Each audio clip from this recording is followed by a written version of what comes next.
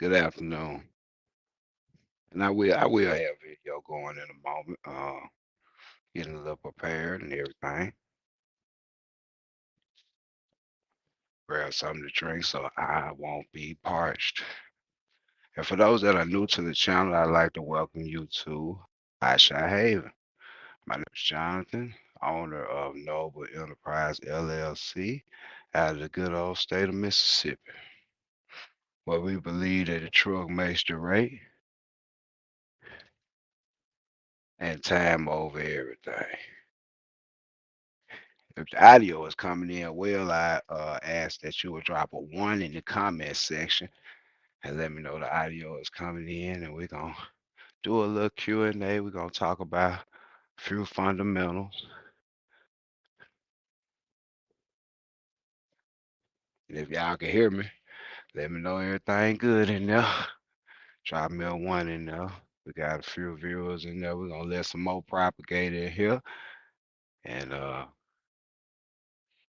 we're gonna get ready to slide one time. You know how we do it. We just gonna go cut through the nonsense, go straight to the fact, give y'all the word, and get on down.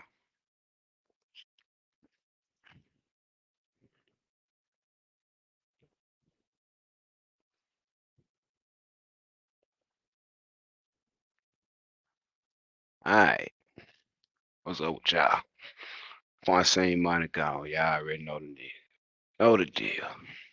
Do some shout outs before we get started. Some people that's up in here pretty early, man. Uh, King TNT, that's what's up. All my matter, my moderator, what's going on, brother? Christopher Simmons, Fresh Fall, yo, Anthony Gates, Neil, on the grind all the time. I ain't going for no dumb stuff. I like that, Neil. Derek, what's up, D? Julie, what's up, Julie? Get on down, drive. Yeah, Julie be tripping. Yeah, be up in here, yo. What's up? What's up, B Saunders? What's up, man? Don't forget the two, the second two. But yeah, we up in here, man. And like I said, I want to start off by lending a word of encouragement to you guys. In the midst of what's been going on lately, uh, especially with the price of fuel and different stuff. And if y'all would, man, take a moment, jump up out of here and press the share button, push it on out of there, give me a thumbs up. It helps the algorithm push this on out here because I'm gonna talk about some relevant stuff that going on that you know it may with your money. Can you stand it? I'm show you how you stand it too.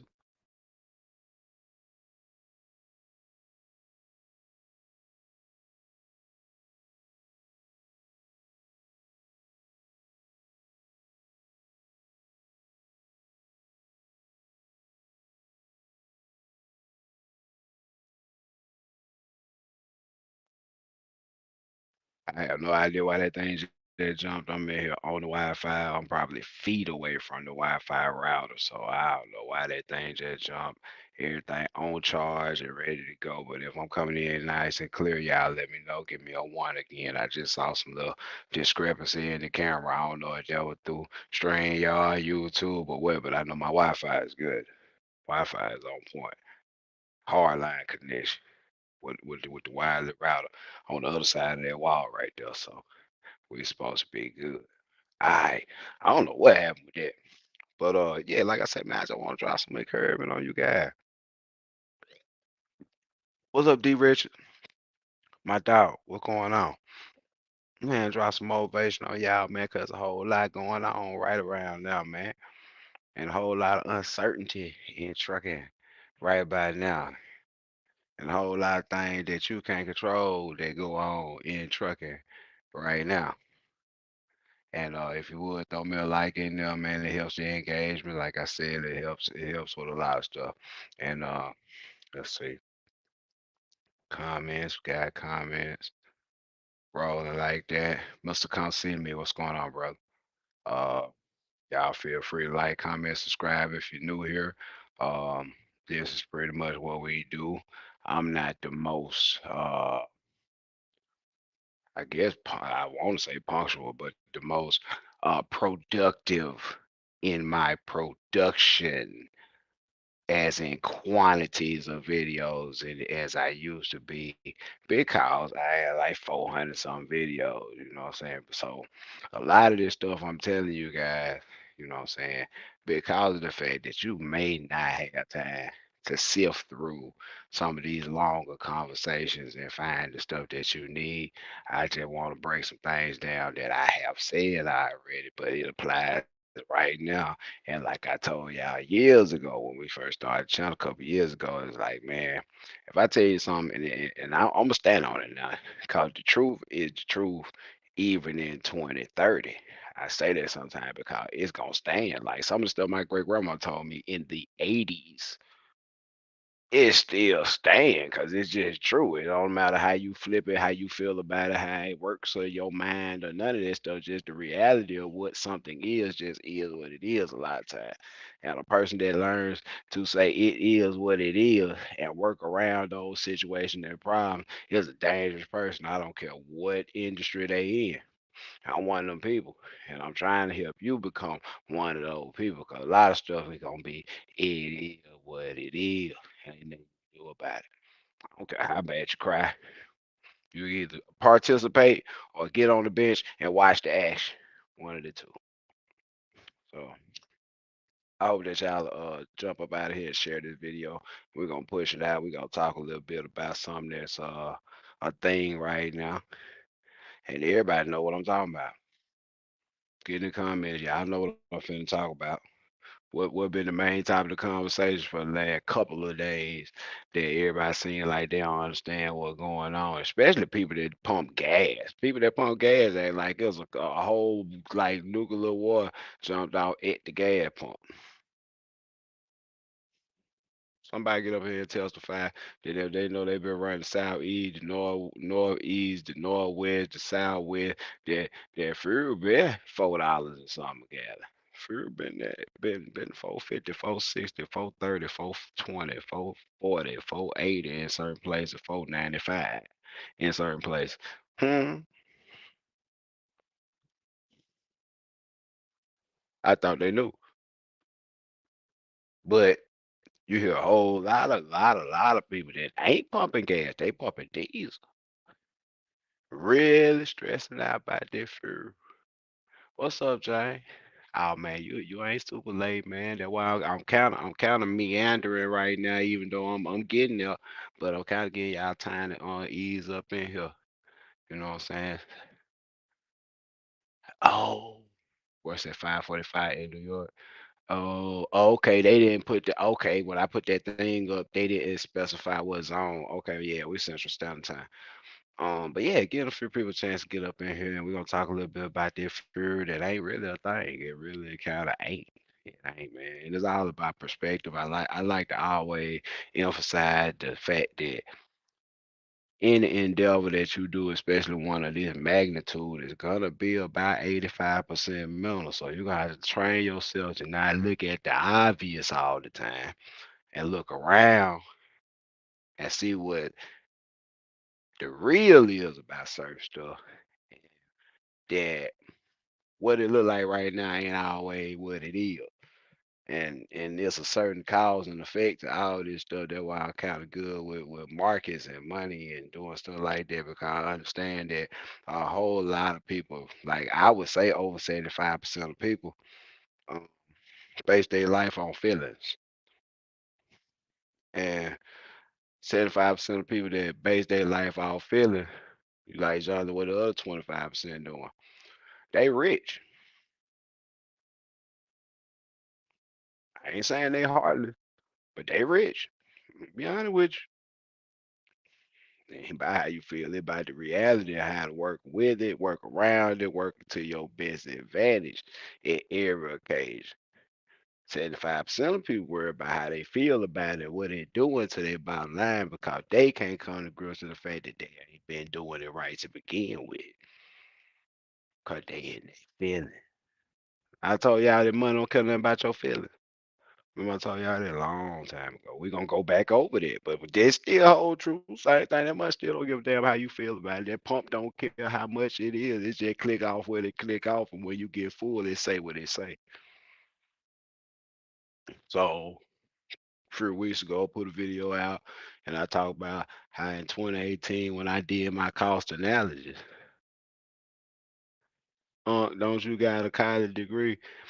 Man, nope, nope, I don't. I don't got a college degree, man. I had to get out of the program. I was gonna be a mechanical engineer, actually.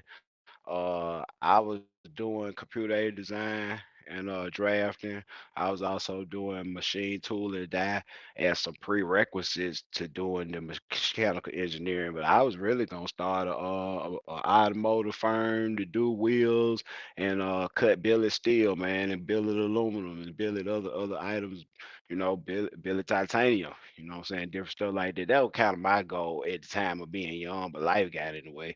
But man, y'all looking at dudes just like DL who walk around here with a GED, gonna be rich as son, bitch. But I ain't got nothing to do with that. I'm just gonna tell y'all what I know and hope y'all take hold to it and ride on out. But yeah, man, I ain't got man.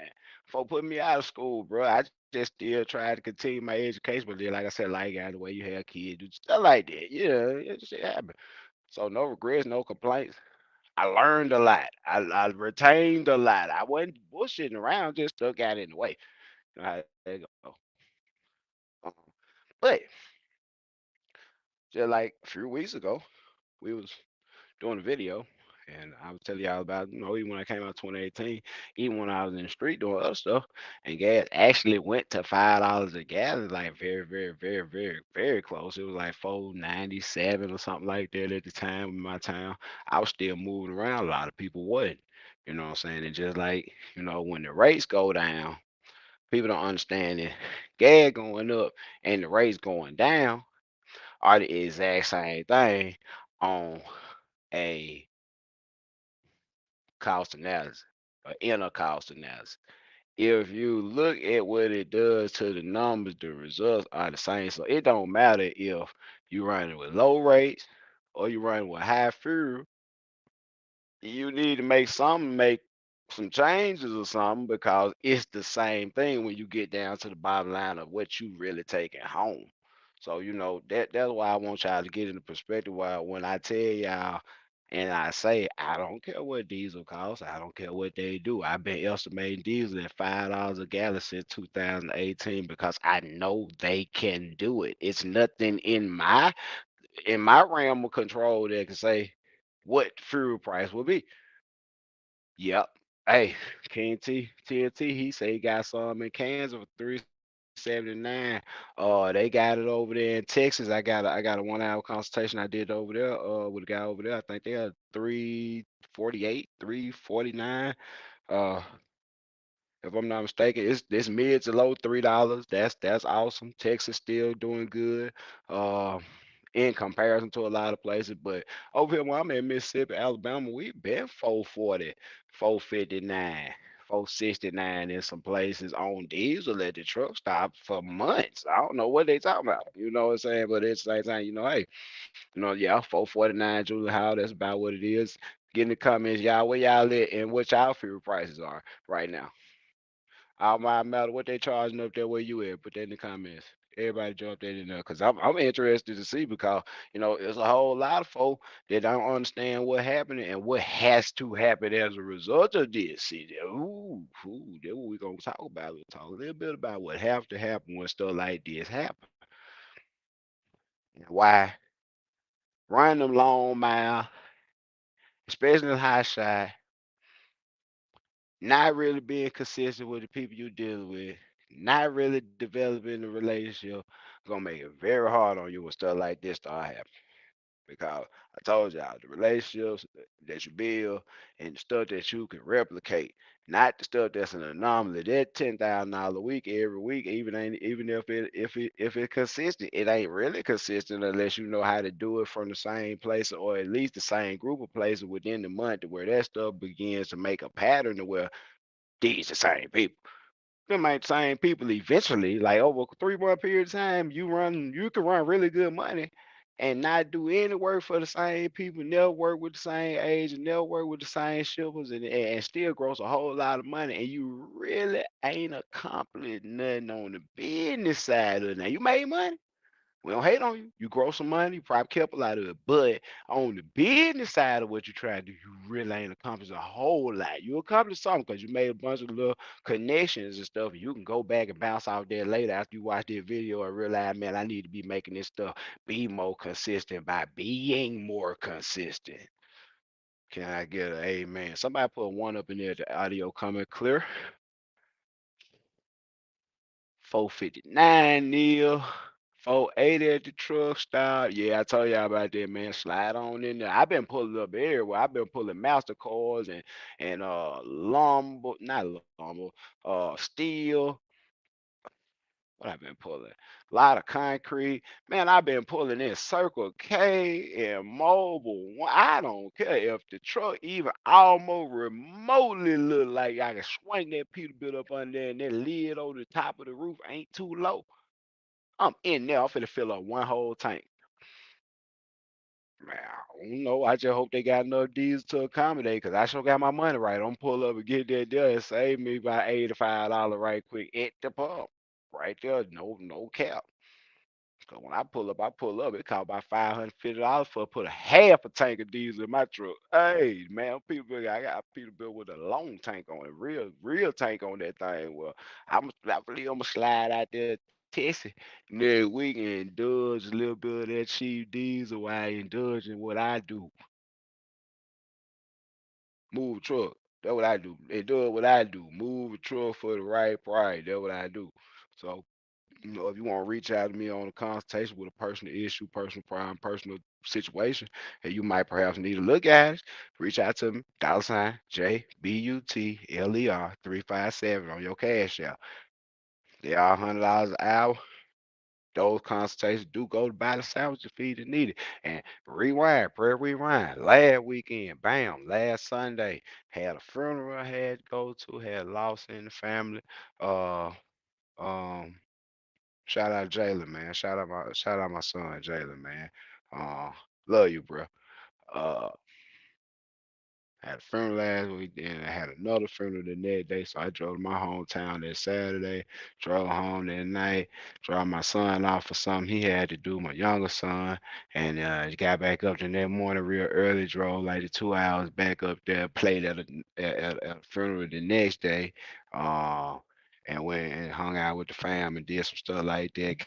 Came back and still jumped the sandwiches out, you know what I'm saying? But it was later on and it wasn't breakfast sandwich, it was actually some burgers. So, we did some things. Yeah, we did a lot, man. And then we right back up Monday morning on the grind all the time.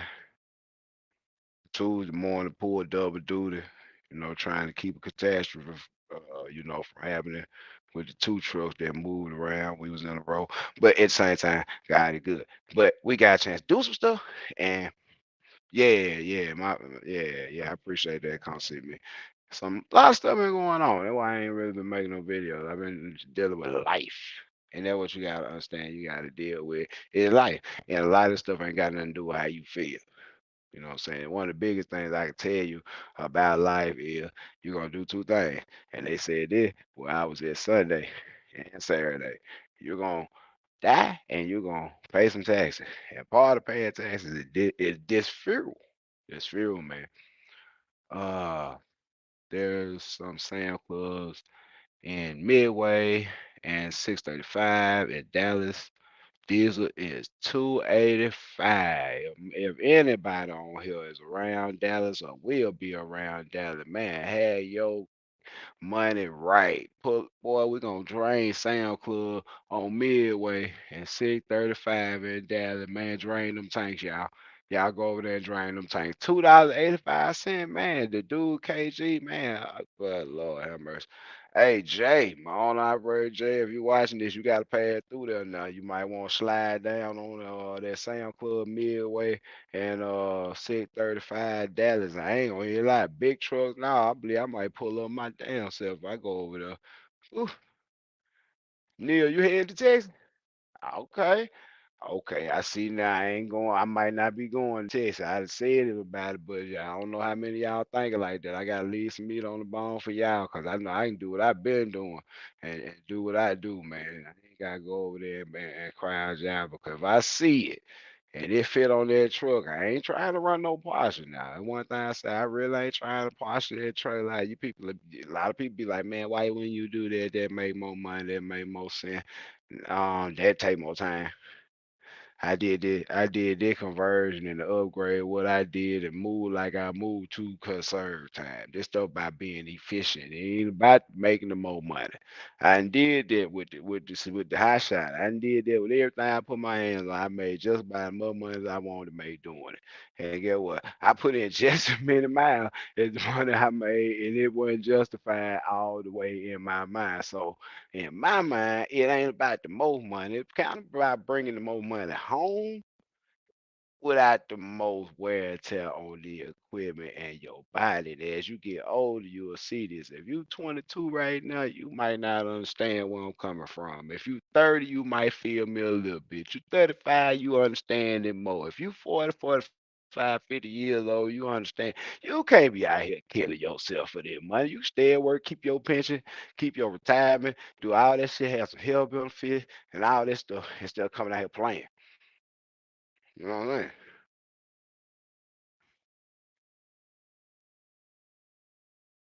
Real talk. 007, appreciate it, bro. What's going on, man? Line long, though. Only three pumps of diesel. Line long, three pumps of diesel. I wait. I will put that in my schedule, make that be my 30-minute break, sitting there in line for the pump. And if you on ELO, you just creep up in line with it off duty and don't go over 3, 4 miles an hour and conserve your clock. And I sit in that line. If I had time to do it at all for 285 a gallon, I would sit in that line and pump all I could pump and call all my friends. Big country, what's up, bro? Man, you do man doing your thing. I already know it, big country. Where you at? Where you at, bro? Heck yeah. Dude, KG said Dallas over there in Dallas, big country. They got that diesel and at Midway and 635 in Dallas for the 285. Ooh wee. That straight off the rig price, ain't it? That it might be them people we don't like probably right there. I don't know where that oil come from. They pump it over there, but if it burned in the truck, I suggest you go over there and track them down and pump you some. Cause boy, I ain't gonna lie, 285. I doubt that way care if it B20 right now. Shit, what going on? Shit, they supposed to B25. They can make up some shit. They give me some B25 right now. Long as that shit don't make my truck stutter, I might run it. I might run it. And the killer part about it, it probably get worse than this, y'all. Like this is a joke at the moment, but it ain't funny when gas $7. And see, like crazy thing about it, we complain about fuel. We really do pretty good on fuel in comparison. I've been a couple places in the world that ain't in America, that ain't on North American soil. I've been a couple places, and usually they charge by the liter. You know what I'm saying? Because that's they measurement system and things like that. And it's 3 point something liters, you know what I'm saying, in a gallon or whatever, it may be close to four, you know what I'm saying? And they paying $3, $4 a liter, you know what I'm saying? Just to encourage people to be more, you know what I'm saying, frugal with their fuel and they idling and stuff like that. They got idle laws, especially in the northeast and in out west and all that stuff like that. That's there for that type of reason because there was a time when gas got scarce and it just like it ain't like they ain't got no more. It's just the right people that got it, yeah, it ain't moving like that. It just ain't. So you gotta always be prepared. That's why I told you guys back even to 2018, 2019, man. Always overestimate on your cost analysis when you're doing your total cost analysis when you get started, your cost per mile, so you know how to charge. And like I said, there's a couple things when stuff like this happen, because this ain't the first time it happened, uh, that have to happen. And we're not gonna act like it ain't gotta happen. And I don't want to see no comments up in there about what it gonna do to the American economy and the average American citizen and the price for stuff that is going on right now because that denial already occurred. That was done on pure greed, so you can let that just rest right there and know that it's gonna get worse. Let get you some money. I'm just, you better tighten that credit up. Better tighten that money up. Get your shit together. I'm just gonna tell you like that because the work gonna be there, but you're gonna have to have two things working for you. You're gonna have to really know how to charge and know what you're worth and what your time is worth for real. I'm talking about ain't nothing free. Ain't nothing going on for free. Nothing, and ain't no extra considerations being made on the load that's out of the ordinary for free. Ain't nothing happening for free. If you've been doing it, cut the shit out. You're messing it up for everybody because the stuff you doing for free really costs something. Every time they tell you bring those ramps out and they got a car and you got a car hauler, every time you brought the ramps out, the ramps actually cost something because you got to recoup the money from the investment. So that means every time you pull those ramps out, just a little bit of that bill goes back into the price of those ramps. So it costs something. Can you pick up what I'm putting down? Are you picking up what I'm putting down? All this shit costs something now. Now give me a one if y'all feel me. Now you know I got to ease y'all in to where I'm going. Cause y'all hollering at Uncle up under the tree now. And I gotta be real with you about it.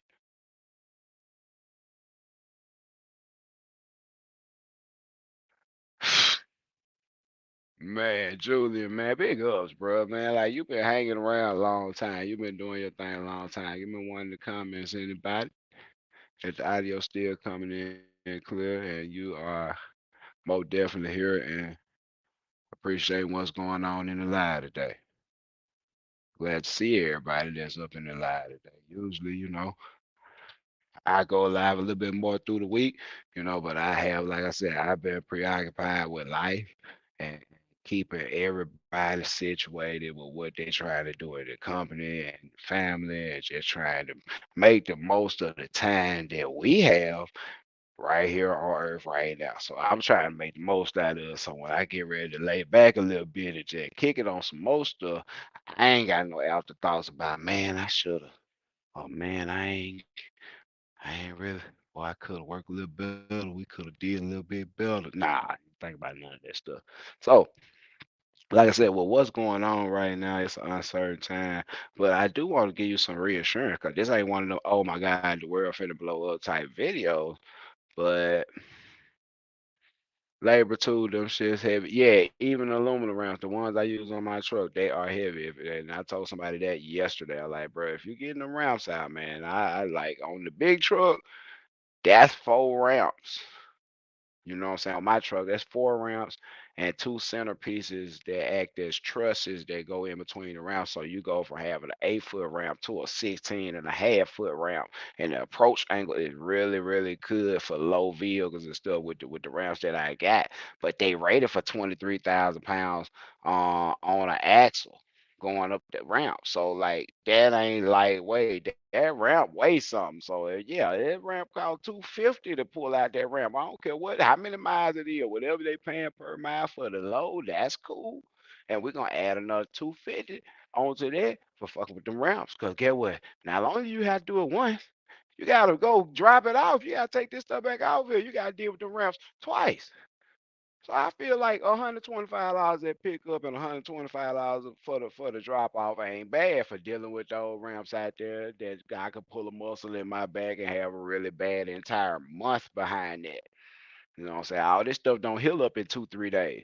Some stuff you do out here nag and bother you for months.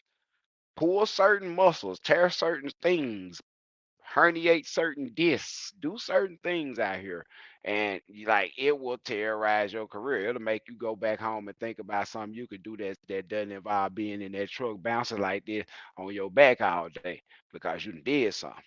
So we charge.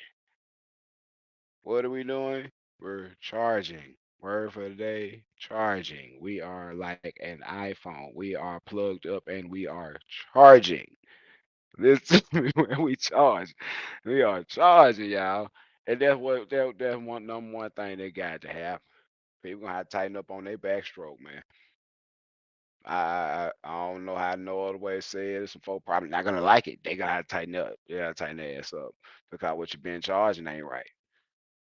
So it make it look real crazy when the fuel start to squeeze everything together. You got what you been charging, and you got you know what I'm saying, the profit, and then you got the fuel, and you got the insurance, and you got everything, and it's getting closer and closer to the profit, and then all of a sudden they go up on fuel. When you go back here and look at it, this spot bigger than it used to be, so your shit pushed up right here. Now you real close. I'm talking you real close to the profit. Like you like this much air gap, like this much of an air gap between profit when you started out with this right here,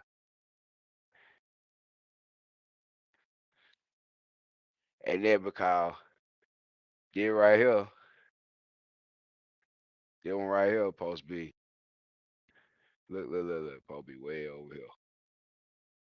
There where you supposed to be chasing back to get to, and you supposed to still stop right here. But instead of being right here, you right here. Because you understand, this start with knowing how to charge and how to price the job accordingly, and what it takes to do it, and what it costs you to do the job, so you may be profitable. And that's something that we break down extensively in the 1 hour consultations, because it's one of those things where a lot of people leave a lot of stuff out. A lot of people underestimate stuff, and a lot of people don't know how to put the number together to do a cost analysis because they really don't know how much this stuff costs, and it's a whole lot of bad information. There's a whole lot of people saying internet stuff and doing videos about what it costs them to do that. You know what I'm saying? I'm not gonna say they lying, but I'm gonna say like this certain stuff costs what it costs when you got certain incentive packages. Sometimes they don't mention that. Certain stuff costs what it costs because your credit is really good. That's something to think about. Get that shit right. But like certain stuff costs what it costs because a person in your family works for the person that's selling it, or works for the dealership or the company that sells their product, and they get an exceptional price, and it looks good. But they don't tell you about that humongous discount they got. And certain stuff like that. So you can't put all that on what it looked like all the time. That's why I came here to show you how to look at some stuff, but then once you see it, learn how to see through some stuff so you can understand for yourself that this is too personal and this is too much of a responsibility to really lean on, what I'm saying, what you heard, what I'm saying, for someone that may have not done their 10,000 hours. We're going to talk about them 10,000 hours.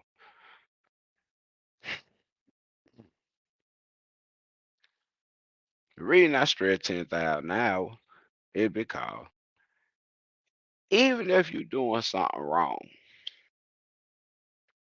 and you practice it, and even in your mind you think it's right, in 10,000 hours, that theory will be exhausted. And you'll find out that you, inside of those 10,000 hours, need to go back and modify whatever that was that you was doing, or eliminate it altogether, because that part of the practicing that you were doing was wrong.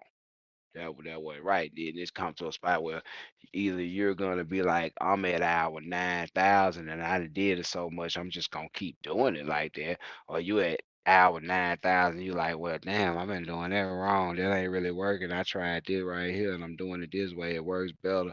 I can admit that those 9,000 hours at that particular junction about that particular thing that I was doing in that small way was wrong. I'm gonna correct it, and you finish out to 10,000 hours, and you see a lot better progress in 1,000 hours of the 10,000 hours than you did in the nine when you were practicing wrong. But will you have the awareness, and will you let your pride go to the side far enough where you can say, hey, I'm doing it kind of wrong. I'm going to try this like this. And I think that worked pretty good. And it makes more sense. It make more money. It costs me less and I can charge more. Wait a minute. Hold up. I think that called making money. I believe I'm making money. That's how them people I used to work for was able to pay me, have all the equipment, pay all the people that were working with me, keep the lights on in the building. We stayed up in there screwing the same screw and welding the same piece and tying off the same rope and hooking up the same lanyards and all this stuff. And that's how these people was able to do this stuff because they had what I call 20% rule, golden, especially in trucking to me. I call it the golden rule, 20% rule, what I call the golden rule. And you know what I'm saying? Everything that go on get divided by five. Basically 20% of everything. And you're trying to keep each individual part of those five sections of that 100% in check with the 20. So what one of the biggest expenses that you're gonna have? Insurance. How do you make your insurance be 20% of what you make? By being on the grind all the time. You make the number be that. See, that's what it's get. People ask you questions like, "What's the percentage you think about for fuel? What's the percentage of this and that you think about it?" You don't have a control. Without a control, you can't work that equation. See, like I ain't got all the degrees and stuff, but I was really smart. I really was. I just was on some thugging shit. Boy, I was thugging, y'all. I ain't gonna lie. I was thugging like it was legal. It wasn't legal. I was thugging it, bro.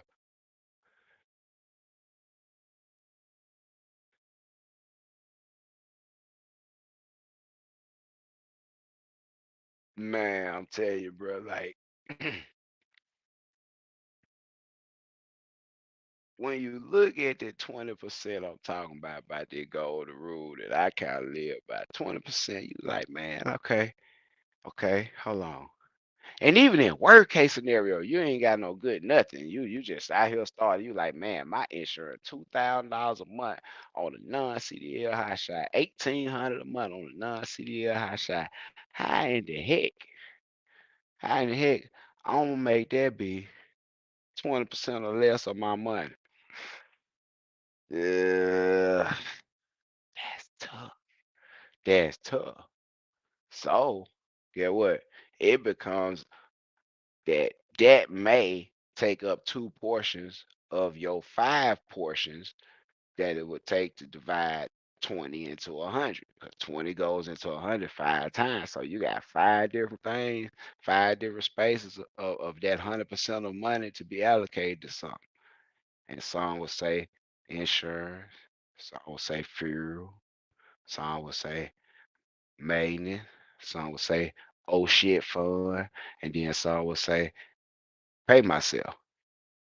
So I would say that, it just depends on how you want to divide up. But I got a little 20, you know, little 20, 20% rule. That sound about fair to y'all. Give me a one if that sound about fair. Cause I'm gonna elaborate on how you control these numbers and how you make them do different things.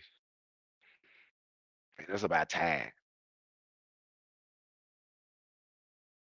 It's about actually coming to work every day, motivated to do the job efficiently, effectively, and safely.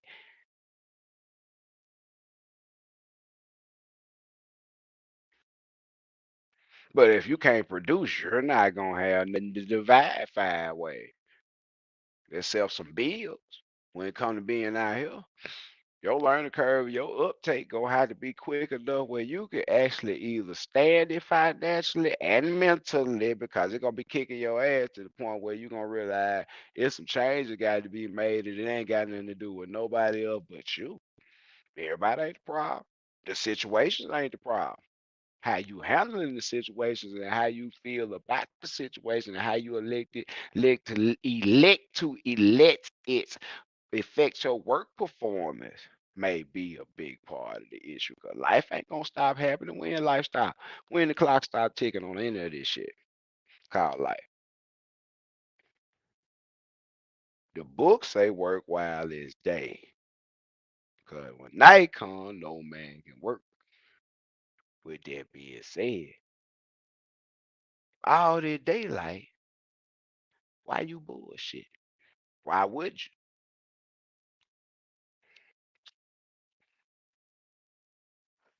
And that brings me back to what's going on present day right now. A lot of people don't understand that what's going on right now, even though the gas is fluctuating and going up, this is a daylight moment. See, people don't understand how this stuff really works. This is a daylight moment, people. And you need to work while it's day. It don't matter how you feel about the fuel. It don't matter what they price the fuel at.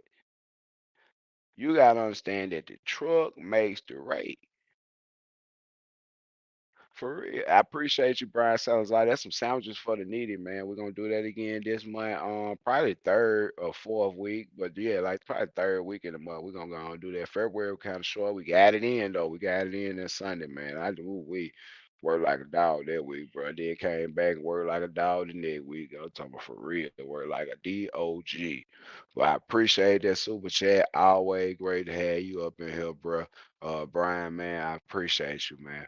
But like I was saying, in the grand scheme of things, things got to happen that really, you know what I'm saying, are in your control to make it happen. It's some things that you have been doing, and it may be consistent money. But one thing about it, I'm just a strong believer of the fact that the worst a person can tell you when you ask them a yes or no question, if the answer you want to hear is yes, is to tell you no. So we gotta be not afraid to hear a no about something and always be inclined to ask. So Monday morning, what are we doing? What are we doing, kids? What are we doing? We're calling to see about loads like we normally call to see about loads. But Monday, we're waking up with a mindset to where what I used to think was fair for that load is not fair anymore. And the fact that the broker has already had so much leeway and made so much money out of me in the past, the fact that I've probably been underbidding this load the entire time, I'm asking for some more money and I expect to get it. And get what? I'm not going to be ashamed to tell him I don't want to do that anymore. Uh-oh.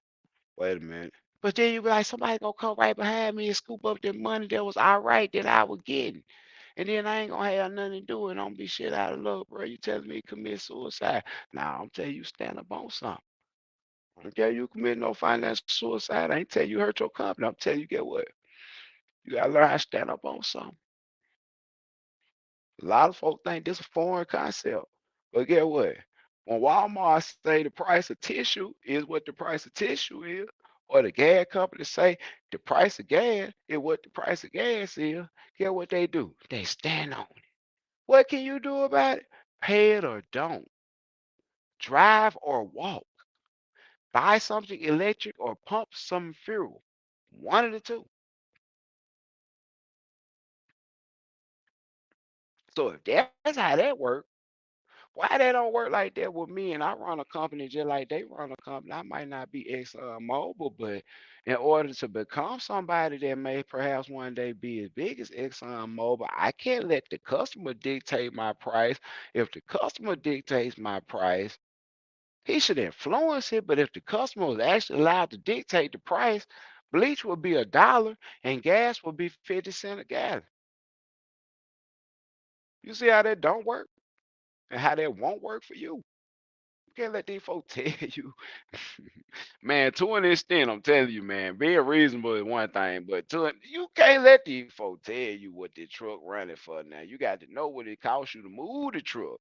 And then you can work with them and negotiate and have some type of leeway and actual some factual stuff to be able to spit out your mouth when they come to talking to you about that $1.20 a mile low and the fact that you can say a little bit more than hey, diesel is high. Yeah, everybody saying diesel high, but it's some fools that gonna run that stuff anyway, even though diesel is high because they got some money in the bank or they got some bills that are due and they don't mind. Some of these folks they're trying to get home or go where they're trying to go to get to a better market. They'll sacrifice and take that.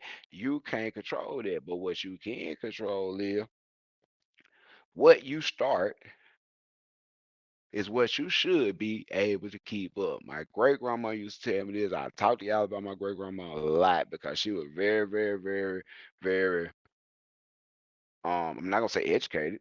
She wasn't highly educated. She was just a very, very smart person. She was a she had a doctorate in life. All I can tell you, she was very, very intuitive and she knew some stuff. And a lot of times stuff that she said it really stick with me. And like I try and convey a lot of these facts about life to y'all that it doesn't matter what happens. You still got to feed your family. You still got to pay the bill. Or you still gonna be trying to figure out how not to stay on the street. You're gonna do that.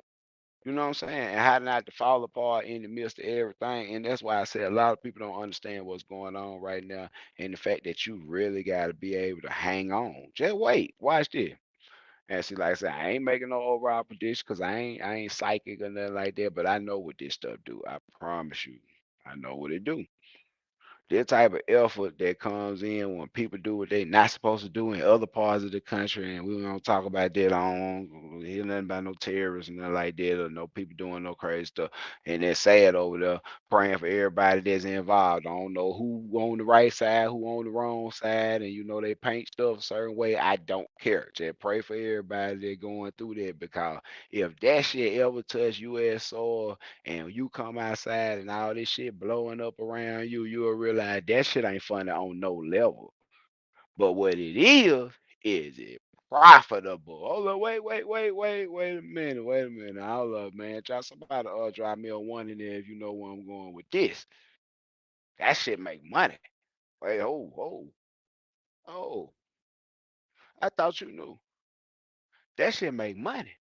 So that's why we going back to when I told y'all, don't worry about what I don't hear nothing about no comment about what they gonna do to the American economy, the average person price for stuff and stuff like that. Man, when they heard y'all got that PPE money, they jacked the price up on everything. Now that's why the same truck I bought 55 selling for 125 right now because they know it's stupid people still walking around and everything that happened and it is what it is. And I can't say stupid. I'm just gonna say mistimed. A lot of mistimed shit happened to the point where you had your money right and you ain't know nothing about nothing, and you ain't jump on the deal and you slowly let time ease up on you and you end up paying the extra $40,000 for a truck that didn't cost that 2, 3 months before you did it. That's just a product of time over everything. Point seen money gone. Sometimes it'd be the opposite. You know what I'm saying? That's a saying on them days when you shooting them crap. Point seen money gone. But get what? Who got the day? Who point that wood they got seen? And who money gone? That's up for debate. Sheep Gaston, God bless dead, real dude. He was telling me, them white bricks, he was talking about them dice. They ain't got no friend. And in trucking game, same thing like them white bricks. They ain't got no friend. They roll the same way they roll their way and roll our way. And I'm gonna tell you a little story about what happened yesterday. First time it ever happened in my company history, it was involving me. I booked a load, and I'm a quotation, booked a load of lumber on day before yesterday to pick up on yesterday to be my backhaul. Didn't hear anything else back from the broker. Didn't get the Raycon for probably like 3.5 hours. I completely forgot about that stuff. It was Thursday evening. It was late Thursday evening when I finally got the Ray confirmation, but I ain't even know. I ain't checked the email. So that's my fault. That is my fault. Friday, I get up. I find everybody load that needed a load that morning, Friday morning. And I was like, damn, I ain't got nothing to bring myself back. Forgetting that I had the lumber load, right? So I get a load of two steel coils, tarp, little small tarp, and to bring back to Mississippi, drop off Monday. It's in the yard right now. So, I get that procured. I get the rate confirmation. I sign for it, send it back to the broker. I go. I'm sitting over there like 4:30, 5 o'clock in the evening at the Fairfield Works Steel plant right outside of Birmingham to pick up my cars, and I get a call from the broker. He's like, yeah. Now, mind you, I ain't heard nothing from that dude since Thursday morning, like 9:15. Like he ain't called, check back up on the rate confirmation. He ain't called the next morning, see if the truck was gonna be still picking up or nothing. It's 4:45 on Friday. He called my phone. It was like, yeah, man, just calling to see if you're going, is the truck loaded with the lumber yet? And the truck that's supposed to be loaded with the lumber ain't no other truck. It's me. I know what's going on to an extent, but he was like, "Yeah, you gonna be loaded." I'm like, "Hold on, man, what you talking about?" Because I didn't remember. I ain't seen the rate confirmation or nothing. I talked to him about it, but I talked to 50 people in the morning sometimes. I don't remember every conversation. And if that shit is not in my email in a timely fashion, I might miss over it. And if I sign something, see, this thing about it, there's a streamline thing. If you're out there on the road, you signing rate confirmations, you're doing all that type of stuff. As soon as you sign that rate confirmation, click, take a screenshot, edit the screenshot to where it takes out all that stuff off the top and the bottom and makes it look like one page. And if it's multiple pages, take you multiple screenshots and save it to your photos. So like you don't have to dig through your email to see what the next Raycon is. You can just go in your pictures and it's a lot. It's in order of stuff that happened. You can look back over the whole week, every day that you sign something. As soon as you sign it, screenshot it. So first thing I do is like he's like, "Are you gonna pick it up?" I'm like, "Wait a minute, let me see what you're talking about." So I go back to the email of all the emails, and you'll see on your phone that either you opened the email or you didn't. So I'm scrolling looking for emails that have been opened. Because in the midst of asking me he gonna do this, he tried to fast talk me and start hollering stuff like, "Yeah, got yeah, I'm saying, look, I got a signed Raycon," and that what threw up the ping. I said, hold on, wait a minute, what you say?" He said, "Yeah, I'm looking at sign Raycon over here. You going to pick up the lumber?" So I'm like, "Wait a minute, hold on. Let me see. Let me see." So I go out of my email because it's all about repetitive stuff now. You gotta make a routine of how you do stuff so you can formulate systems. See, I got systems. I do stuff a certain way, and if you want to work for the company, you're gonna do stuff a certain way, or you're not gonna work for the company because of shit like this. And then what I'm finna tell you, get what? I go straight to my photo and look. I know if I signed it, it's either for me or for one of my own operators. So if I signed it, if it's for my own operators, I screenshot it because I have to send them the copy of the rate confirmation. I don't make new rate confirmation. I'm gonna send you what's seen, what just got sent to me. So everything transparent. I ain't changing that. So screenshot, bam. So I know if I sign anything. If I put my John Hancock on anything, it's in my photos. So when he said, "Hey man, I got signed rate confirmation," I'll boom, light bulb. Let me go to my photos and let me see. So I start scrolling through my photos, and mind you, that was Thursday morning. I get all the way back to Monday afternoon in my photos, and I don't see it. So that when "oops, my bad" turns into "why you playing with me." You see how quick that happened? Hold on, hold on. First it was, "Man, I made a mistake. I talked to the dude about the load." True enough.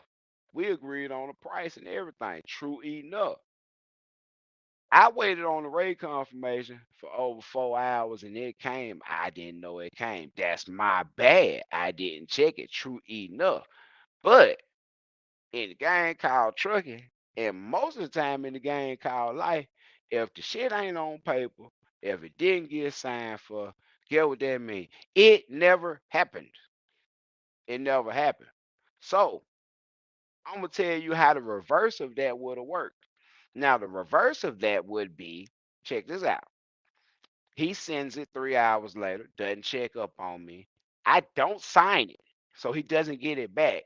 But because his lack of communication, you know what I'm saying, about sending and receiving emails, as most brokers do, they call the crap out of you. Make sure you got the Raycon, make sure you get it signed, make sure you don't have no questions, all that. I didn't hear from this dude for 36 hours.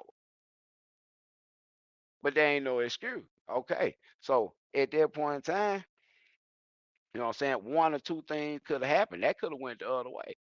See, check this out. It sits in my email. I don't sign it. He sees nothing comes back. He assumes that I'm not interested.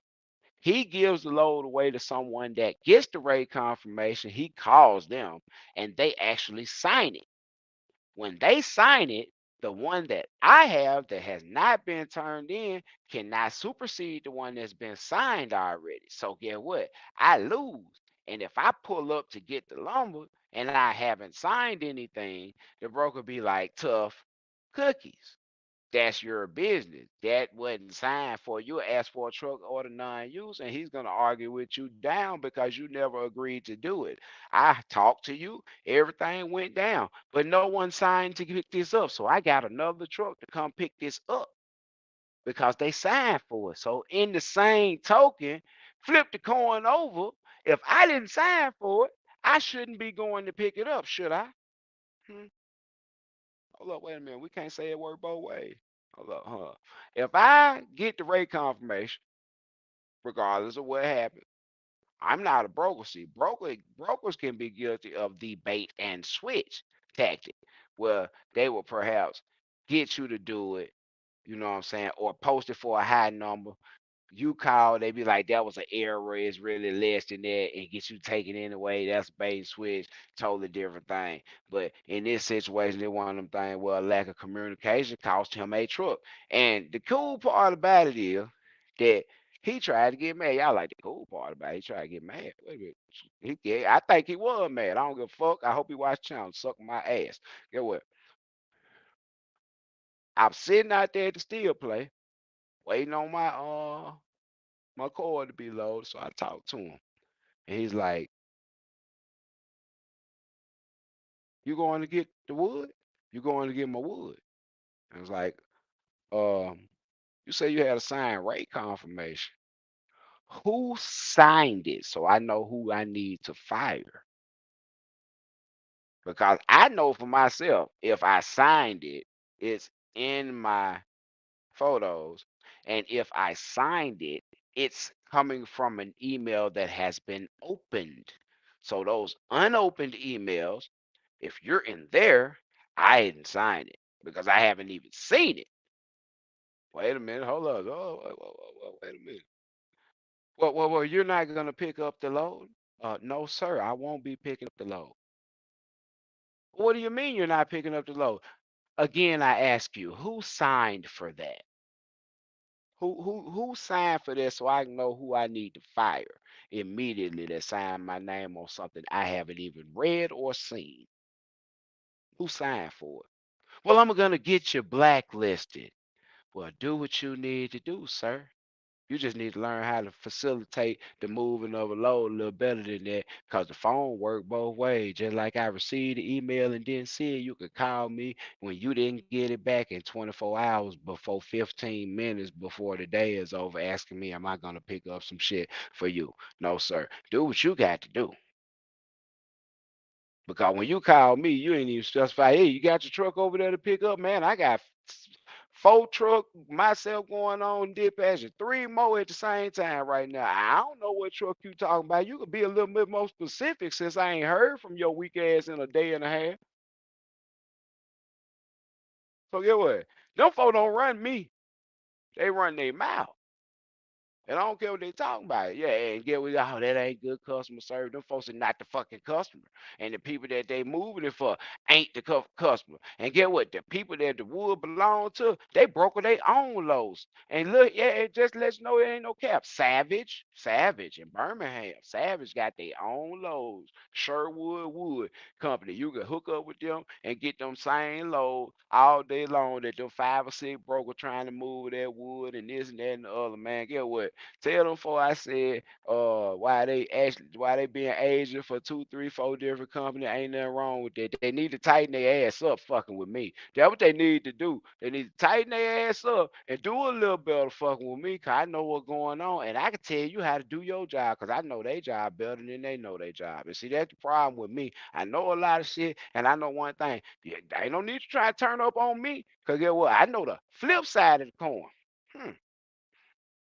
Yeah, I made an error in judgment by even fucking with you. Not that I missed the email, made an error in judgment by not even fucking with you because them the same brokers that don't take the due diligence to get you paid after you to send out them POD because they ain't checking the email, they ain't following up on nothing. Them the same motherfucker that ain't gonna pay you for 45 days.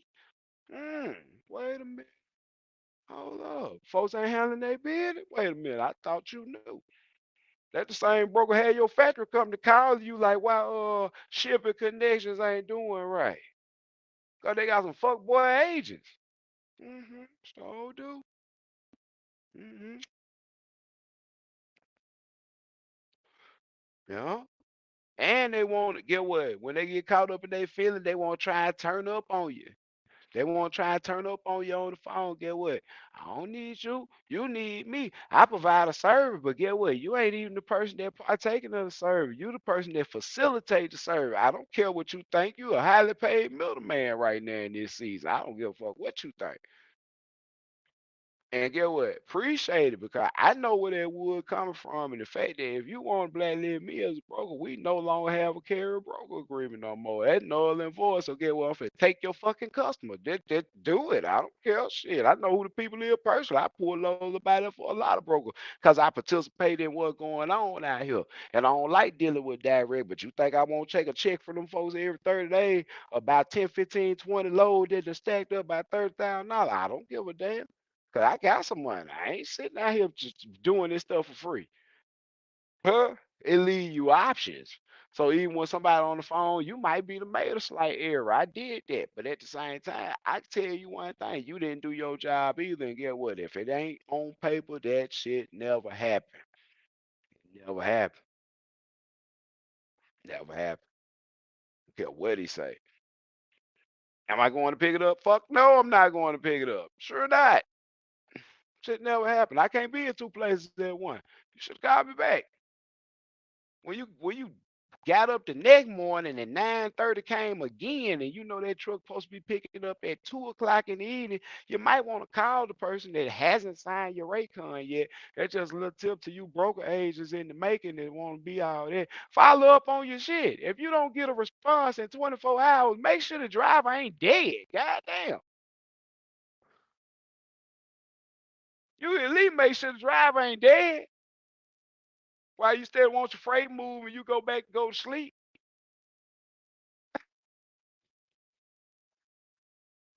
It's certain stuff you gotta swap it up. It don't work like that. You can't do that. You know what I'm saying? And then in this season right here, all that there ain't flying. Because get what? What going on right now? It drives economy. Oh, let's get a little bit in that. All the Ukraine and I ain't downplaying it because like I said, if it come over here, you realize that being war torn and dealing with somebody drop bombs on you ain't no cakewalk. There ain't no real shit you want to deal with. So, like I said, anytime it wars, rumors of war, conflict, different things like that, that upsets markets. That not just upset in a bad way, but it upsets them and changes them and disrupts things in certain areas. And in certain ways, it turns shit up. So not only is the gas gonna turn up, we gonna turn up. A lot of stuff that's getting imported from certain places. They had the bright idea. You might want to try and figure out how you can make it around here, and if you make it around here, you might want to figure out how you gonna ship it. Yeah. If fuel is gonna be this high, and you're gonna operate a semi truck, a hot shot, a diesel vehicle out here these days, you might want to get a little bit closer to what the shipper's actually paying than what the broker tells you. You might want to try and get a little closer. Might want to up your price a little bit. You just might want to do it. The shit that seem cool ain't cool when it don't balance out. And most of the time when stuff like this happen, because this ain't really no big fluctuation, a whole lot of crime going on. But I'm really trying to figure out what the hell happened because I ain't seen no difference in. I don't buy gas. I don't really buy gas. The S10 take gas, but I really don't buy gas. But like, there's a whole lot of hollering and crying going on. What the baby child gonna be? You gonna do all the crying because this ain't drastic. Let that thing slide on up to about 569. By 569, I'll make everybody feel a little bit different about everything. Just let it go at $1.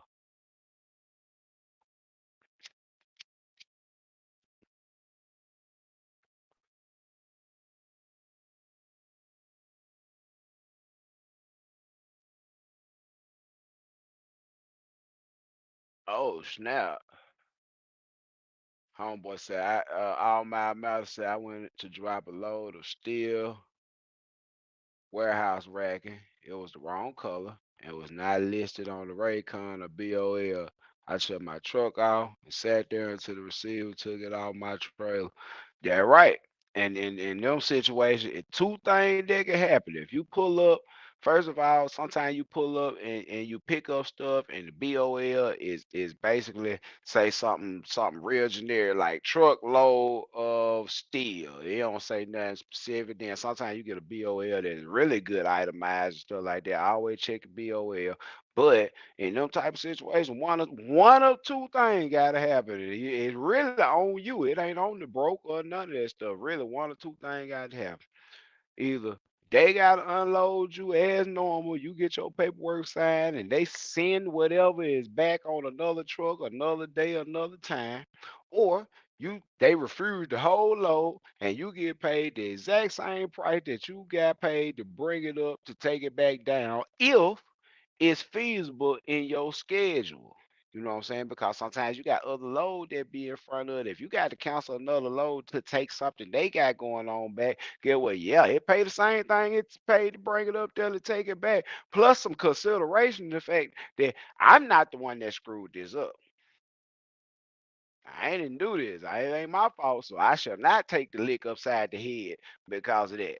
You know what I'm saying? But good they got you unloaded, bro, because that one of the thing, man. And then I want some detention time for all that shit they had tried to figure out. Unless I'm really getting paid well, if I feel like I'm getting out on them anyway, I might not say nothing because shit happened. But if this stuff ain't really paying and it's taking up too much time, yes sir.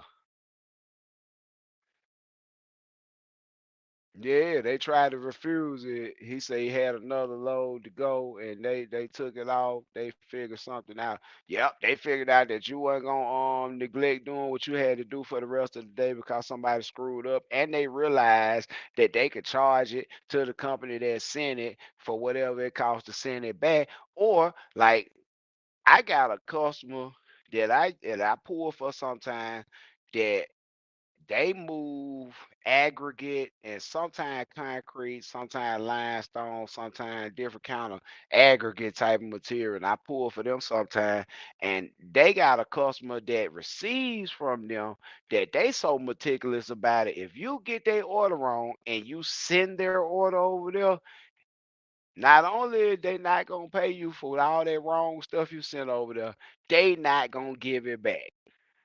They got a real construction company, real stuff. You send it over there. It's not what we ordered. We're not taking the expense of sending it back, or we're gonna invoice you twice what it costs for sending it back. So you can just let us keep that. And they winning.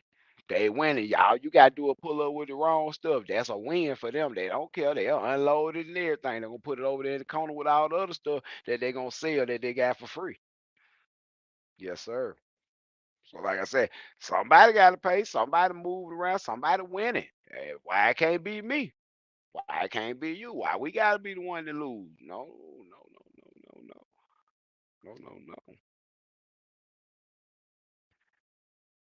no, no, no. Think we're gonna be think us as the driver, owner, operator, gonna be the short man on the totem pole all the time. We already spending the majority of the money. I supposed to be so far on top of the totem pole, it's pathetic. And no doubt talk to the brokers and stuff like that because it's an important job. But be fair now. Be fair.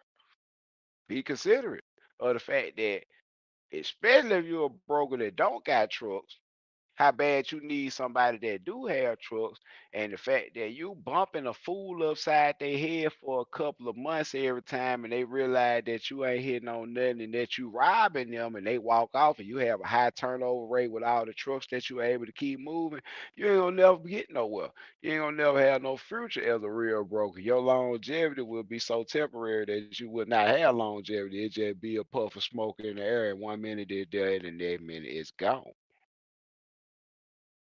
Cause you gotta learn how to treat people and have some consideration about what really going on out here.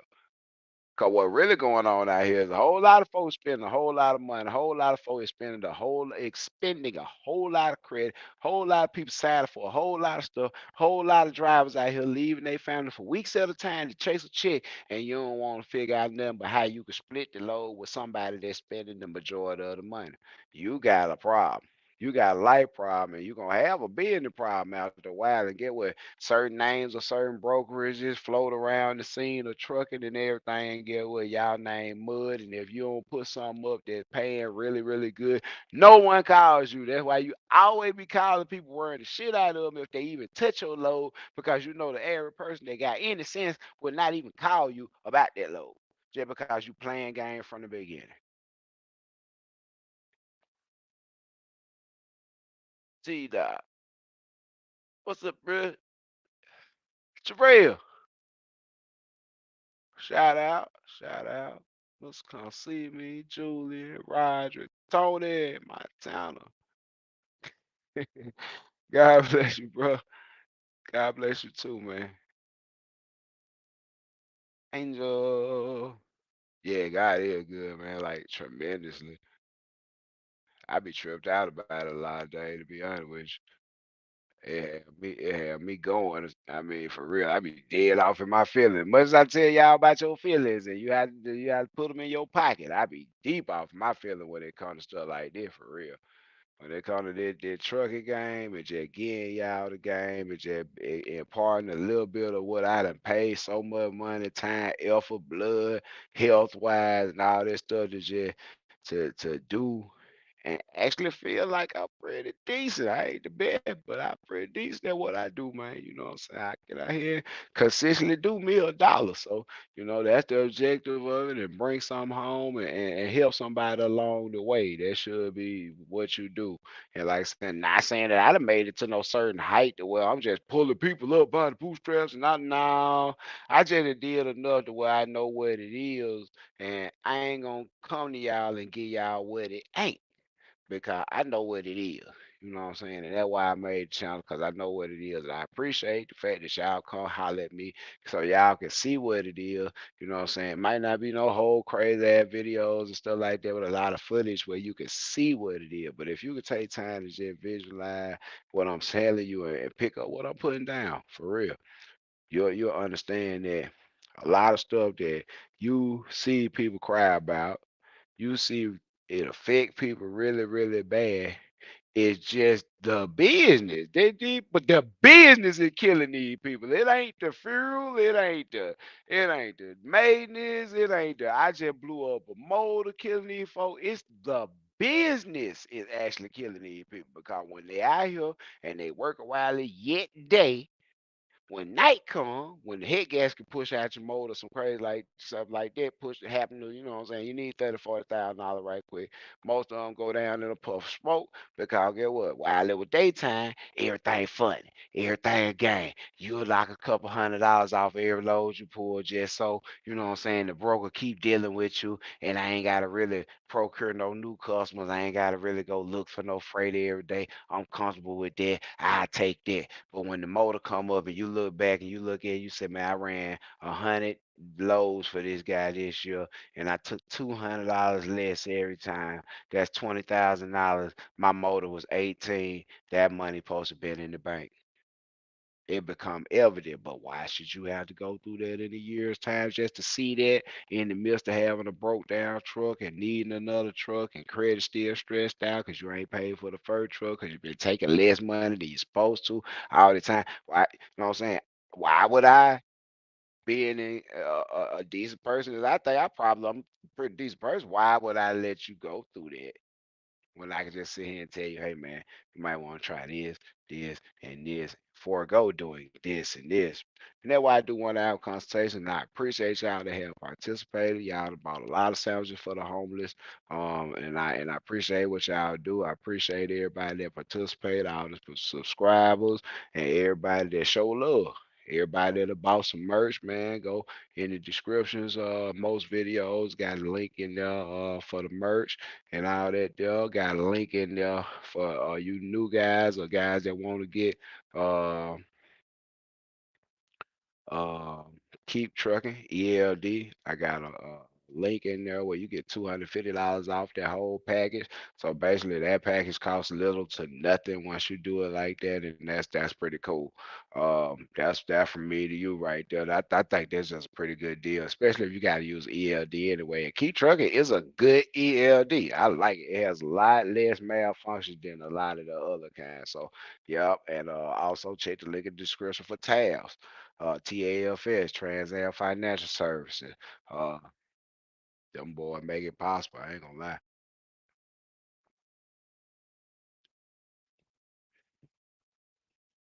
They make it possible. Like when you had them broker that be talking about what you supposed to pick up that you ain't signed for yet. They probably don't pay for 45, 50 days. Tails make it possible on time, every time. You know what I'm saying? I appreciate them. I appreciate them for all the support that they have given the business and the cash flow that they allow me to keep going in a very timely fashion. Even sometime when I needed that money, when I first started off, I needed that money 20 minutes after I dropped that load. I really need that money. Like I had my money in my hand. I was at the truck stop with 9.99.99 in my hand. That was the limit for that truck stop. Then I drive to the next truck stop and get another 9.99.99. I get that $999.99 all the way back to Mississippi, probably from Utah. Probably drop in on probably like 8 truck stops on the way home, and be got all my money for my load. By the time I pull up at home, I had about $8,500 in my hand. In my hand. So, you know what I'm saying? I couldn't beat that with a stick at the time. And bankroll like this, riding up the highway, even though that's slightly dangerous, look pretty good to motivate you. You be like, did what I did that weekend. It's Friday evening. I'm headed home and I got a night of 20s and hundreds that look just like this. Bankroll. I'm telling you, can't even fold it up right. So, you know what I'm saying? That was cool stuff. Shout out to Tab Training and Finance. Check out the link in the description on that. I think this about the end of the road on this one. We've been here about an hour, 15 minutes. I appreciate everybody. If you would like to contribute to the feeding the needed, Cash App JBUTLER 357. Just put food on your memos. Also same Cash App, $ JBUTLER 357. 1 hour consultation. Leave your phone number in the 4 line. And if you got spam blockers and everything, you might want to turn them off because I will be calling you block. You will not have my number. If it's any way possible, you will not have my number. So if you see something restricted after you get your thumbs up back in your cash app, that's letting you know I'm finna call you. You get that thumbs up back, just know it's a restricted call finna come through, and she'll pick up, and we're gonna knock it out. We're gonna see what we gotta do. But like I said, that's a service that I offer. And, I appreciate everybody that participated. The revenue from that does go to feed the homeless, you know what I'm saying? And it does go to facilitate more videos. Um, like I said, I appreciate everybody that participates. The super chats. I appreciate y'all, man. The love and support that y'all give for the channel. The love y'all show my wife. Um, I think I'm gonna get her to do. I think I'm gonna get her to interview me and just ask her some stuff. I mean, get her to ask me some stuff that she probably think y'all want to know that y'all don't know that she probably want to know. I don't know, man. I'm gonna get her to interview me though, cause man, my wife is a special person. To even deal with a dude like me. Like, I don't know. Like, I ain't violent. I ain't got no problems. I'm loving. I love my wife. I love my folks. I love all that stuff. But at the same time, just to deal with a person that be convicted, not no crime, or someone convicted in spirit, a person that determined to do certain stuff, a person that really don't let obstacles slow them down, is tough for a person to deal with. And you know what I'm saying? I appreciate her being able to deal with it, and the fruits of her labor have not gone unrewarded over the years. I say that. You know what I'm saying? We done did some spectacular things. God done afforded us to be in some spectacular places in life, individually and collectively. So, you know what I'm saying? I'm gonna let her do a little interview with me, and you know what I'm saying, get a chance to do something. You know, boy, that's J Rob. There go J Rob dropped $50 in the cash out. Food for them folks. That boy said food for them folk, man. J Rob, man, I appreciate you, man. You ain't talk about it, you be about it, man. Said food for them folk, y'all. For real, bro. And that's your way of going. Straight in their stomach. Straight in Mickey D or either they got a water burger too. But I'm trying to keep it economical. It probably gonna still be Mickey D this time. I ain't gonna switch up on Mickey D. Mickey D been helping people out for a long time. So I appreciate Mickey D. Even though that shit ain't just good for you. You gonna die eating that shit. But at the same time, you gonna live, you know what I'm saying, to see tomorrow. You might die in 30 years for eating that shit, but you will live to see tomorrow. So I appreciate Mickey D. For real. That should be they slogan. You'll die at 30 years, but you'll live to see tomorrow. come get you, come get you a double quarter. Man, let me leave that alone for the folks we've been lost. Can send me a letter in the mail.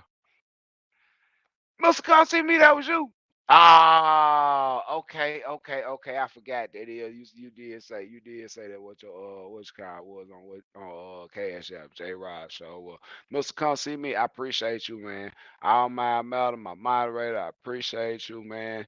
Uh, if anybody on here, perhaps need a little one-on-one consultation about a situation, like I said, there's a lot of personal stuff be going on. Just understand that, like I would rather a person spend $100 to call talk to me and not even just go with what I say. They be mad about the money they spend or anything, but at least you knew. And I have yet to have, I'm talking like out of a few hundred calls I did. Now it's a lot of calls, y'all. In the last 2.5 years, I've been doing these calls. I did a lot of couple hundred calls. You know, so I have yet to have someone that wasn't enlightened by the new perspectives that were put out in front of them, options that they didn't know they had, things that seemed like they were gonna be super hard that really wasn't hard, things that they had already messed up and they didn't know how to rectify it, and they thought it was gonna be a really crazy start over type thing, and it wasn't. It's just a few things that you got to do, and a lot of that stuff comes down to putting your feeling to the side and just getting done what has to be done. But a lot of people don't know what has to be done, so that's why I offer those services. I do not do webinars. I might do a webinar on just maybe, like I said, materials or low security devices or something like that. But one-on-one consultation, how to do this stuff, or what you need to do, what you should do, your equipment, all that other time. I'm not doing no webinars on that stuff, period. I'm not gonna do it because it's a disservice to the community. It's an absolute disservice to the community because everybody's stuff is different. Everybody's situation different. Everybody credit different. Their money different. Hell, their ages are different. Hell, you might be in the fourth quarter, as I say, of life. Shit, fourth quarter, 40 on up. Your ass has crossed over to the fourth quarter. I'm getting close to the fourth quarter. I'm playing deep off about a minute left in the third quarter on my life. You know what I'm saying? But yeah, 40 on up. You better get your shit together. 50 on up. You halfway through the fourth quarter. You get your shit together.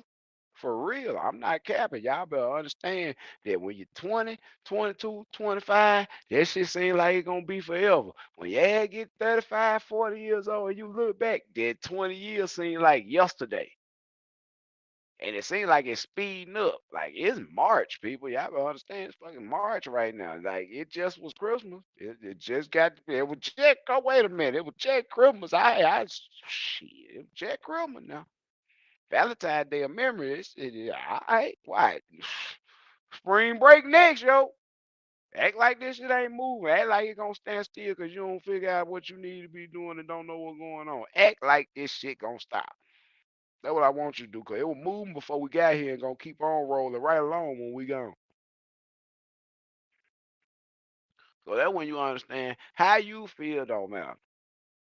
Don't matter. Can you figure out how to work with whatever it is? Can you work with it? Can you learn how to work with it? Cause when they move the price of fuel every day, and you come out and they keep creeping, you just know that they don't care how you feel about it. Either you're gonna buy it or you're not. Yeah, per man, 229. Absolutely, absolutely, absolutely. Neil, yep, tell them right. You got 16 in rims, you can get 14 ply. on them trailers. If you got 17.5 rim, you can get 16 or 18 ply sometimes. And just depending on if you got right manufacturer, sometimes you can get a 16 ply on a 16-inch rim. That is a monster tire. Yeah, yeah. My amount, if you have 7K axles, you can only get 14 ply. Well, really it's the rim, but yeah, if you got most time if you got 7K axles, you more than likely have a 16-inch rim. Now I have seen a la Diamond C with those hybrid axles that they say they 8K, but they really got a 7K wheel in. I don't like that, y'all. I'm gonna be honest with you. I don't like that. That's a lippert axle. It's a hybrid axle. It's easy to find parts and everything. But if that wheel in, say it's supposed to be a 8K axle, I want an 8K axle with an 8K wheel in on it. I don't care if it got different bearings, different seal. It's different for a reason. Them brakes are different. The mounting setup is different. The never adjust part on them brakes is different. The shoes are bigger. It stopped the trailer more. So if I ask you for 8K axles, I want an 8K setup. I don't want an 8K beam with 7K ends on it with them dink ass 7K brakes on the end, and you just then telling me it's 8K, and then you dress it up. See, this the deception. I don't like that. They dress it up with the clear sight cover on it like a 10K almost, but they got 8K that are oil bath. These gonna be, grease or oil with the clear sight over. Then they use the really big flat washer lug nuts on the rims and give you 17 fives on there. So you got 17 5, 16 ply tire on a fake ass 8K axle, you know what I'm saying, with some 7K brakes on it and a beam that meant for 8K, but the brakes and all that shit 7K. I thought the whole point was that we could roll anything around, but stopping it was the point. I don't like that. I feel like it bullshit. Tell Diamond C and Lippert, I said it. Tell them I said I ain't looking for no sponsorship from Diamond. See, I don't do hot shot, and I don't like y'all steel ass 53-foot step dead trailer too heavy. Just like your trailer that you sold, Cool Kane that he sold a little while ago, was way heavier than advertised. I don't appreciate it. So yeah, well, you don't like that, just God on the truth. Y'all shit heavy, y'all say lightweight or strong. I don't care. And your 7K axle that you be saying, and we get the 8Ks or whatever, man, that garbage, that bullshit.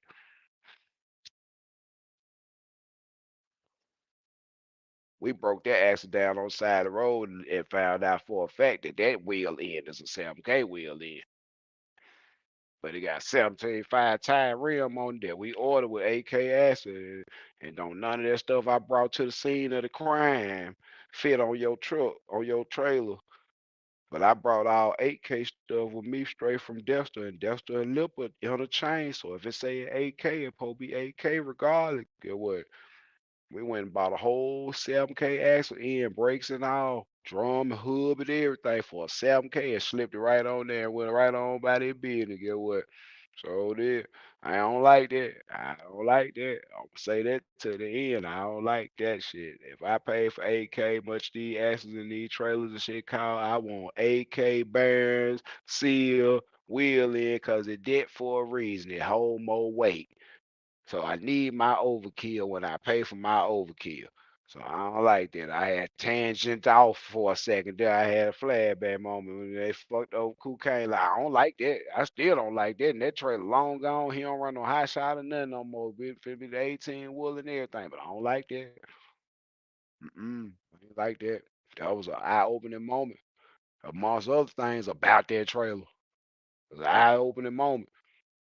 They ain't did no they ain't did no post delivery inspection of the trailer, nothing. Them both wasn't torque, axle came way money, the leaf spring came out and everything. Was something broke? Nope. Bolt just came out. Torque? Nope. It just was hand tight, I guess.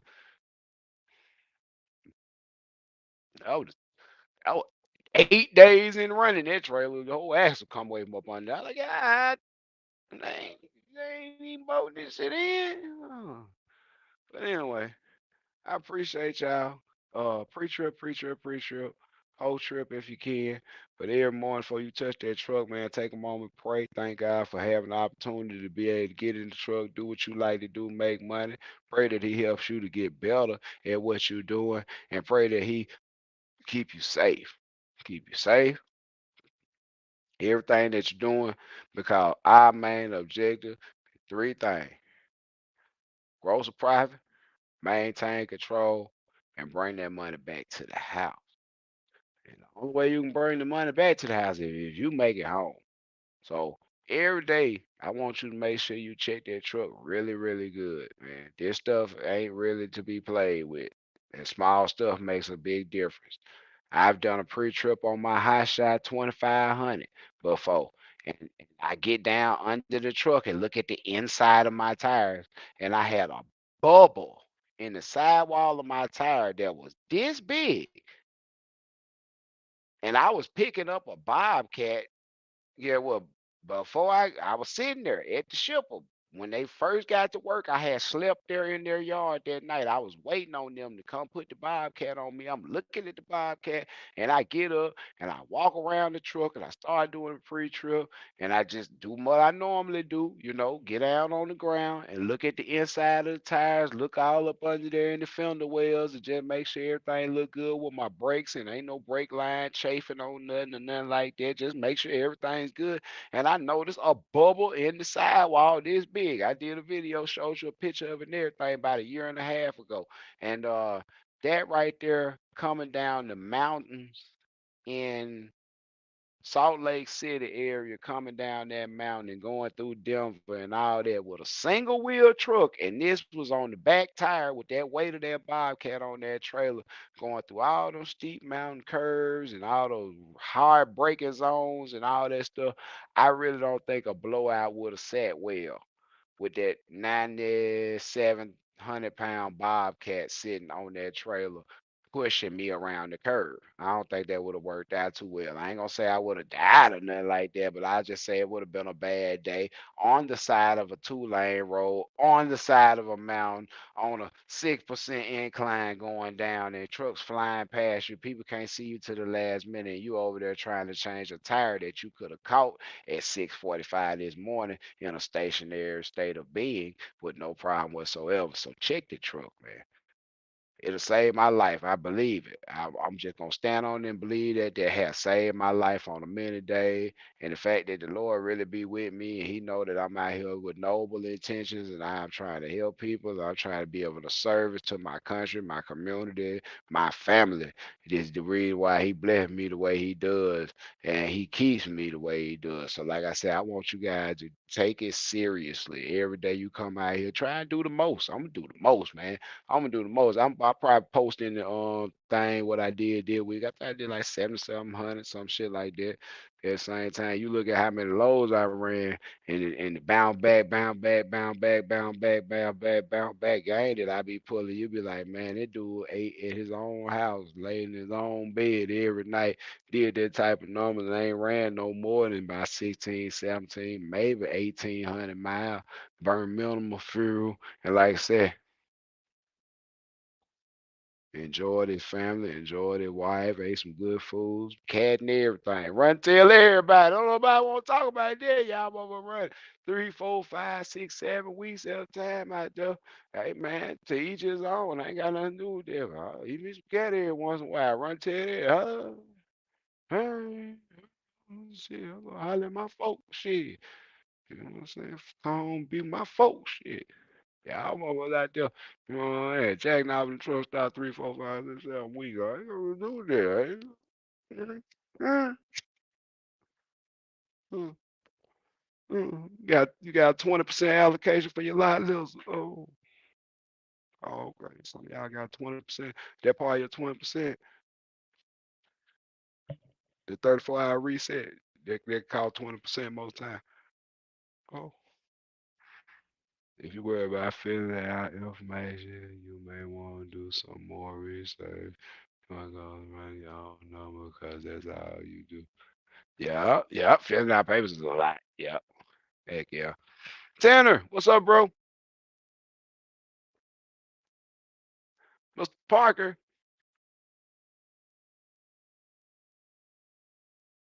Yeah, them 17, them 10 ply, man. It's hard to find a 12, man. It's hard too. I know I went through that with my 5.9.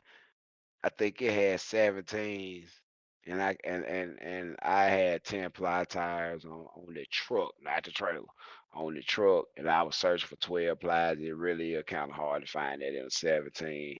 Uh, Even with the dually, but with the single, it's really kind of hard. But I really like those Firestone tires that I had. Those were probably the best tires that I ran for load carry capacity, and the fact that they stand up, they don't waddle, when the weights on them and stuff like that. I really like those. But yeah, once you get to an 18-inch rim, like my other truck, my white truck, and the other truck that was running on the operated white truck, it had 18s. And you can actually find 12 ply tires on 18. They cost money now. If you got 18-inch rim on your truck, you can find some 12 ply tires.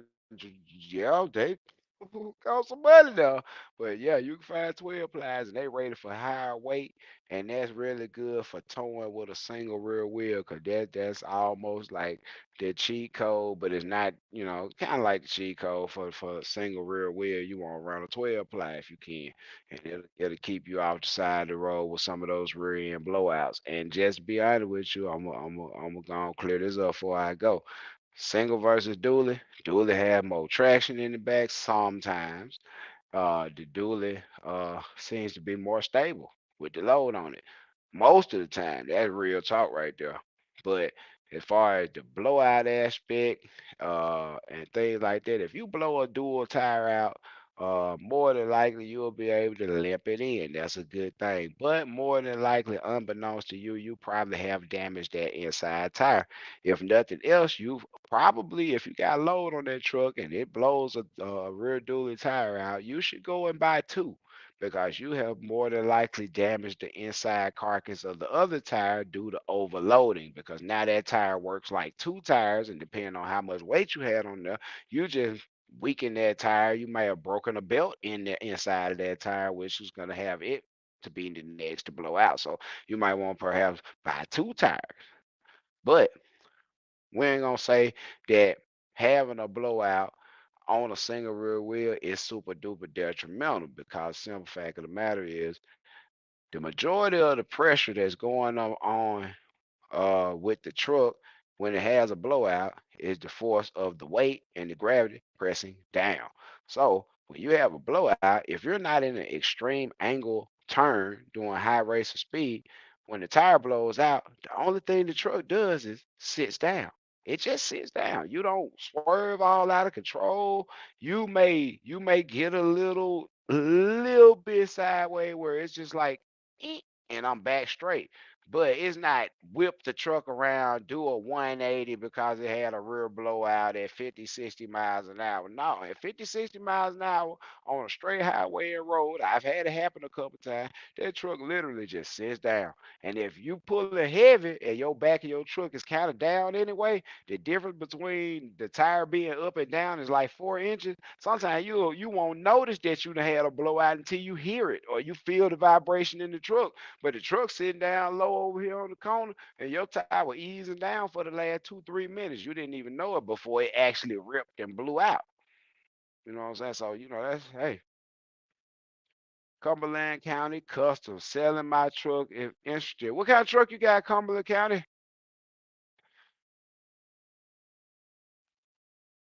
kind of truck you got, buddy? Always somebody looking for equipment, truck, trailers, hell, ratchets, binders, chains, everything. Chris Simmons, what's up, brother? 3,500 Dodge. Can you be a little bit more specific, Cumberland County, and what you may have done to it? Keep it moving. What's up, bro? You more working or something? You more with the family or something? Boy, you ain't ladies. Tanner said, anybody want to sell an auxiliary tank? And me and my Metal want to know about Cumberland County Custom 3,500 year, make, model, what you did to it, bro? What you got? There's always somebody looking for a truck, and all my amount of them going ham over there. Them boys spending some money. They spending some money. I love it too, boy. They spend some money over there. Ohio Holler get some shit together for y'all, boy. Mm-hmm. See, me and all my mouth know how not to fold up. See, we know how not to fold up, cause you gotta know how to hold up. Yes, sir. We know how not to fold up. Lord keep me and the government say the same. I'll be out here for a minute. Lord keep me and the government say the same. That's all I gotta do. Just let me keep doing it. I'm gonna keep doing it. Just like when I was in the street, they let me keep doing it, so I kept doing it. I got better, better, better. So that's what you're trying to do. Man, we gotta get more info before we get out there live. I'm ready to shut the live down. Can we get you in here, Cumberland County Customs? Drop a little bit more information about that 3500 Dodge. And my guy Tanner said anybody want to sell an auxiliary tank? We're looking for an auxiliary tank, and it's going on a Ford, so we can't have nothing but aluminum. We can't run no steel on that Ford because that fuel system is too sensitive. We got '07 cab and chassis, 3500. Got a CM bed on it, mile marker hubs. Stereo upgrade. Ooh, power wonders and locks. What you want for it, Cumberland County? And where you located?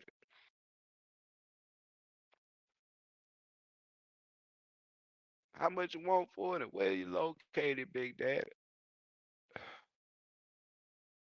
Shit, we might help you get that sold today. Help you get your sold today. My guy said he wants 25 Fayetteville, North Carolina for a 2007 cab and chassis 3500 dually with a CM bed on it and mile marker hood.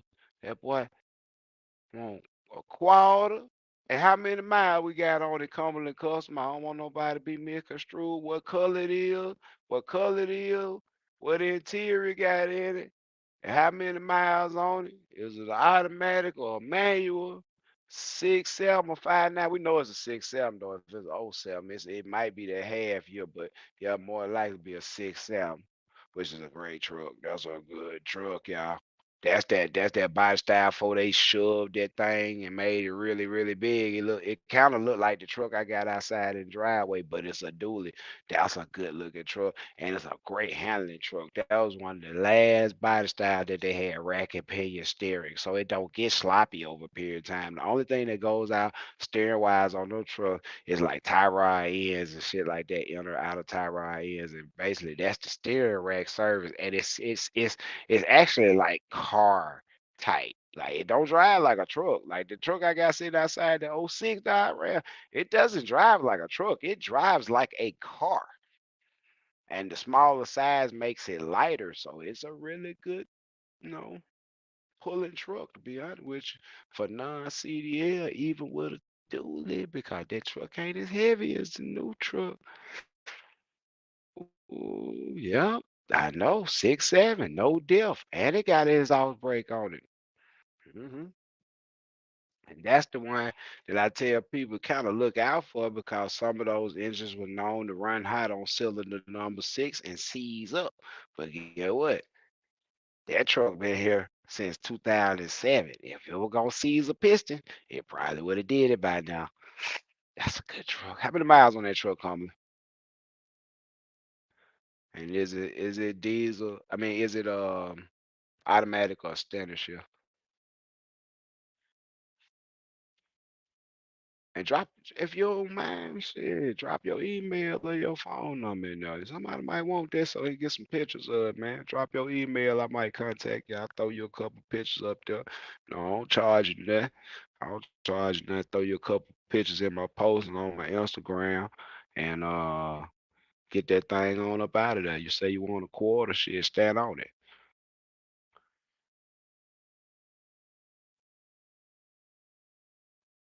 Damn. Keep moving transportation. You got something for sale too? '03 Dodge Ram 2500 30 36 foot PJ. Um, both of y'all, drop y'all email. I'm gonna screenshot it. I'm gonna get at y'all. I need to get up with you anyway. Keep moving, trap. Tell your hustling, man. You be hustling, man. Think I don't know, man. You be hustling for real. I ain't going nowhere, y'all. But hold on, let me run right here. Yeah, keep moving. I need to get up with y'all anyway. So do hustling that dude. That dude be hustling. Bet you ain't bet you bet homeboy ain't been at the pump crying. I bet he been at the pump concerned, but he ain't crying. Man, keep moving transportation. Yeah, that boy keep moving. Yeah, that boy name his shit the right thing then.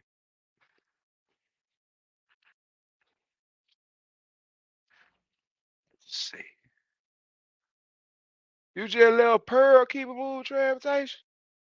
Wow. What's up, Hysterical TV? We in here, we just chilling, man. Just chilling. That the B from the E right there. Couple of cat cuffs said that thing 21 miles to the gallon all day long, no trailer, man. So you know what that mean. You're gonna be 12, 13, 14 with a decent little CDL, non-CDL trailer. Put the weight on it, you still around 10, 11, 12 sometime. But that's good, that's a good truck. I ain't gonna lie, my manual out there, cause it's not an automatic and you direct shift and everything. I ride around with getting 28. I'll get 28, man. I come on through. I come out of there in first real short, second real short, third real short, and go from third to fifth, and then go to sixth. And boy, be out there on the interstate easy, cause it got a lot of torque. It ain't gonna cut off on your name when you skip that gear. I skip that gear, man. Make that load on that motor drop, and boy, just ease it on up the highway speed. Boy, I be out there getting 28. I drove, I drove all the way from Mississippi to Kentucky with now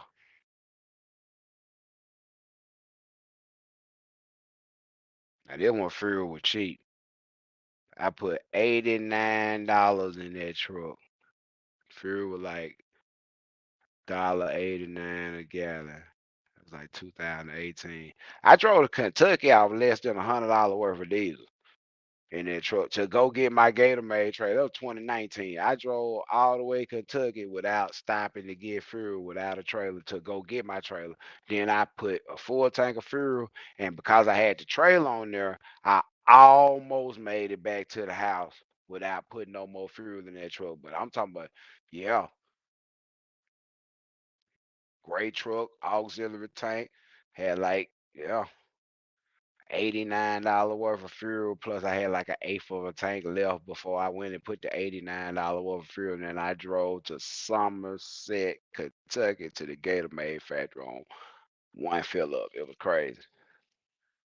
It was crazy. But yeah, see. Really appreciate the conversation yesterday. For real, for real.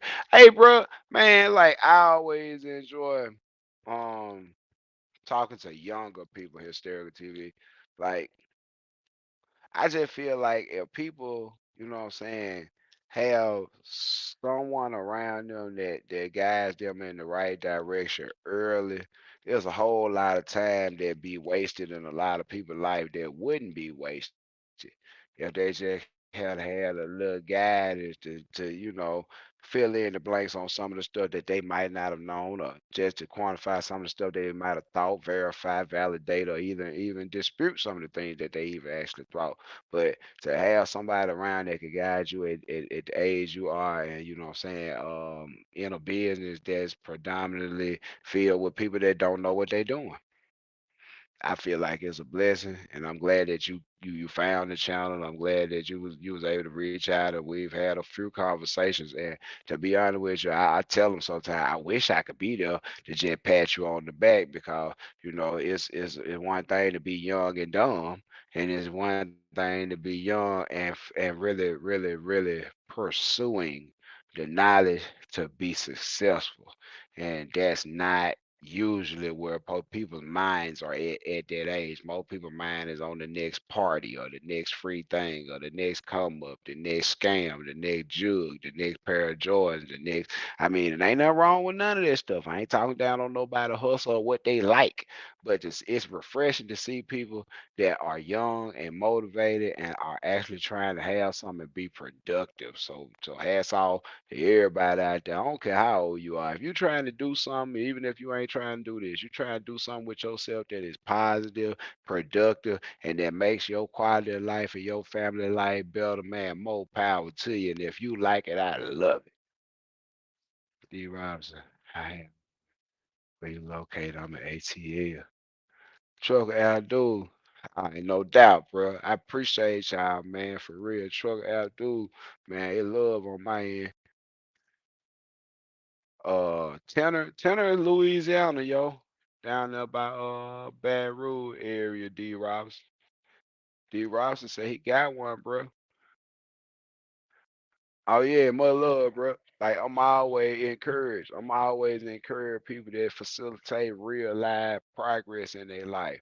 Because like I said, running in the hamster wheel is cool when you don't mind being a hamster. Like I said, everybody be in different places. And I ain't calling nobody no name. I ain't saying nobody no rodent or none of that type of shit. I ain't saying nothing degrading about nobody.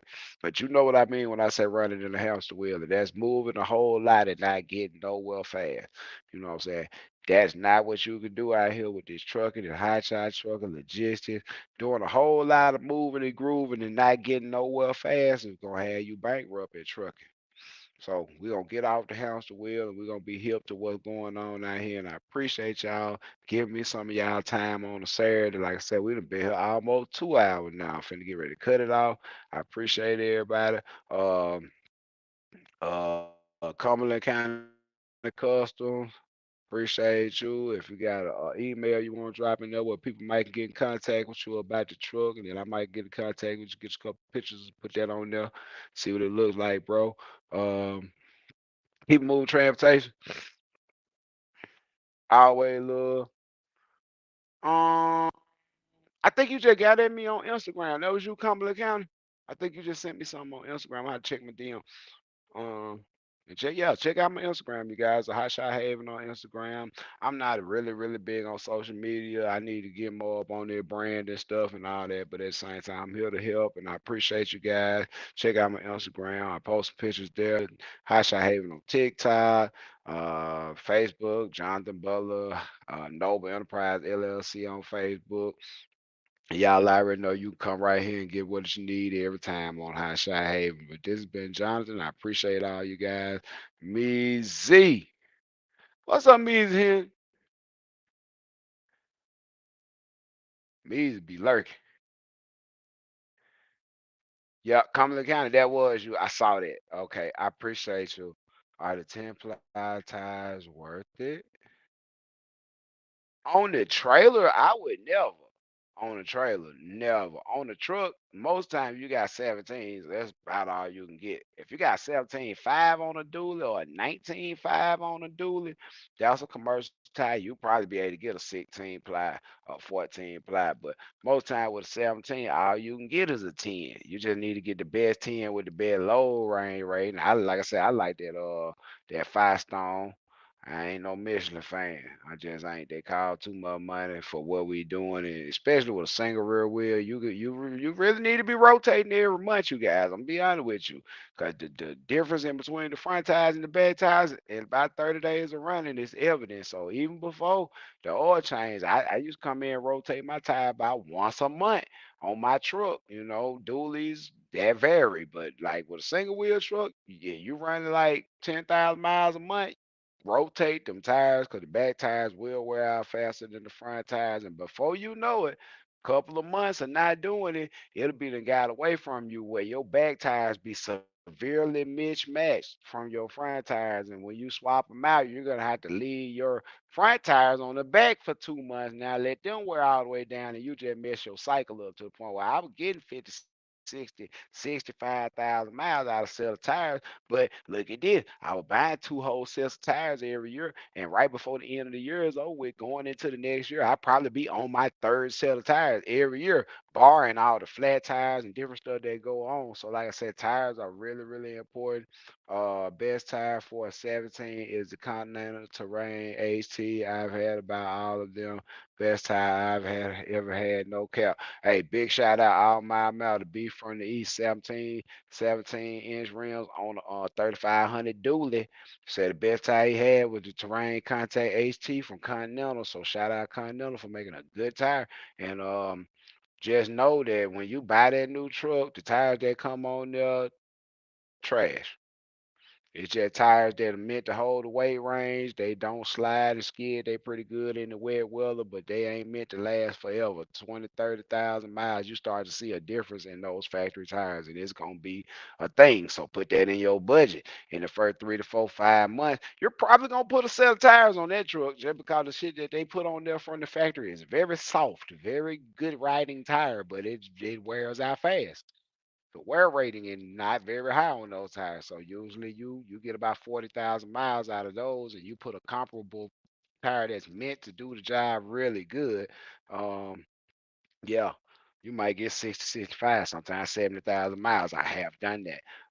And just to piggyback on what all my miles said, yeah, I'm sorry, you guys. I know it's a lot of Michelin fans out there, but that tire too soft. That tire is too soft for on and off road stuff that we be doing. You get the highway tire, it's just too soft. It's too soft. Spread axle guys, 48 foot, 53-foot spread axle. Michelin, they come on the written now. It's an awesome highway trailer. It ride good. It do all the stuff you wanted to do. It wear out a little too fast.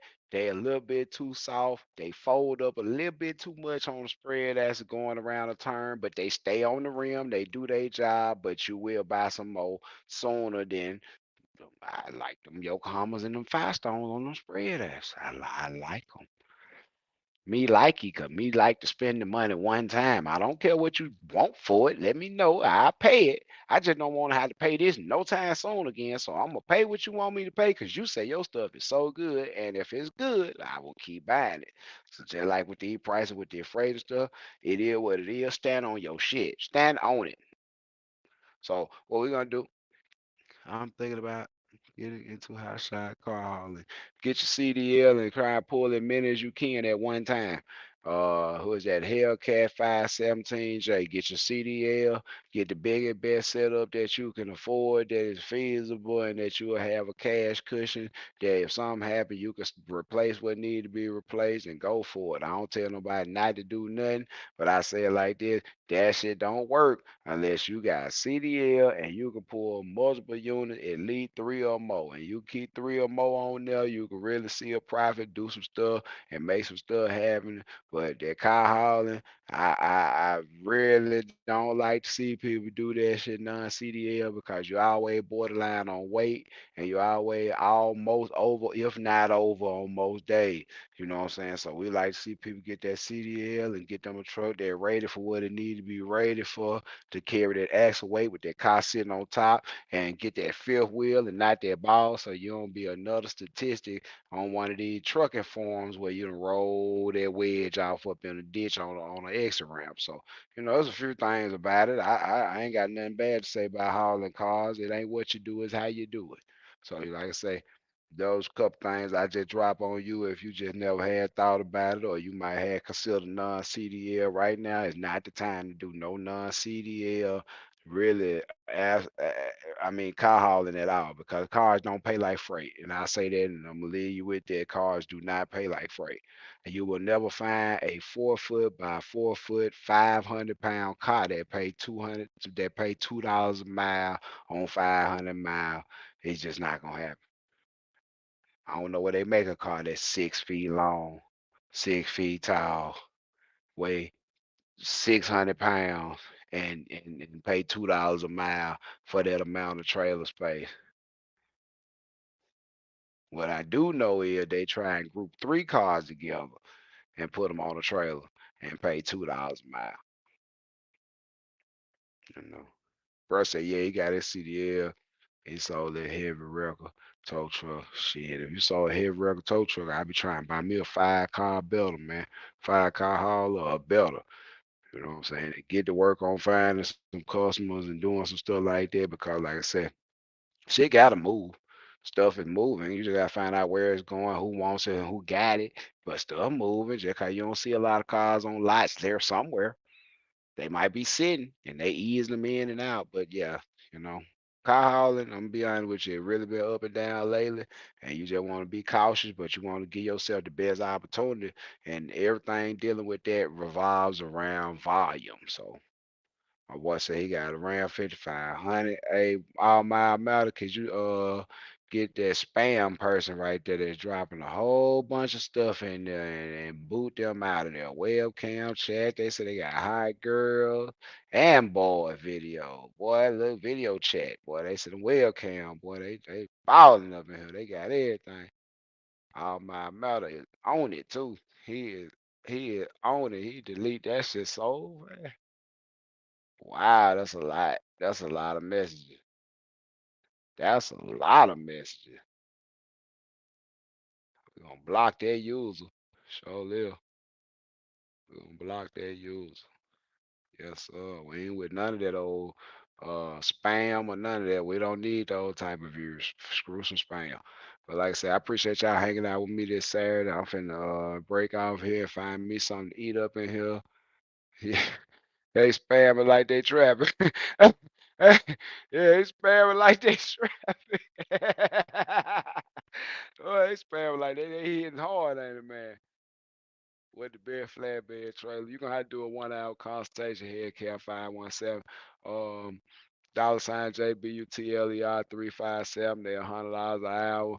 What's the best flatbed trailer? That's a subjective question based upon what you're doing, the area you in, what you're trying to haul, how heavy you trying to haul, what they like in your state, where you at in the country, where you feel like running. It's a long conversation about what's the best trailer. So I appreciate, you know what I'm saying? If you would reach out and hit me up 1 hour consultation, and we can get that whole scenario put down. Cause you say you got 5,500, so that's a great way to go at it.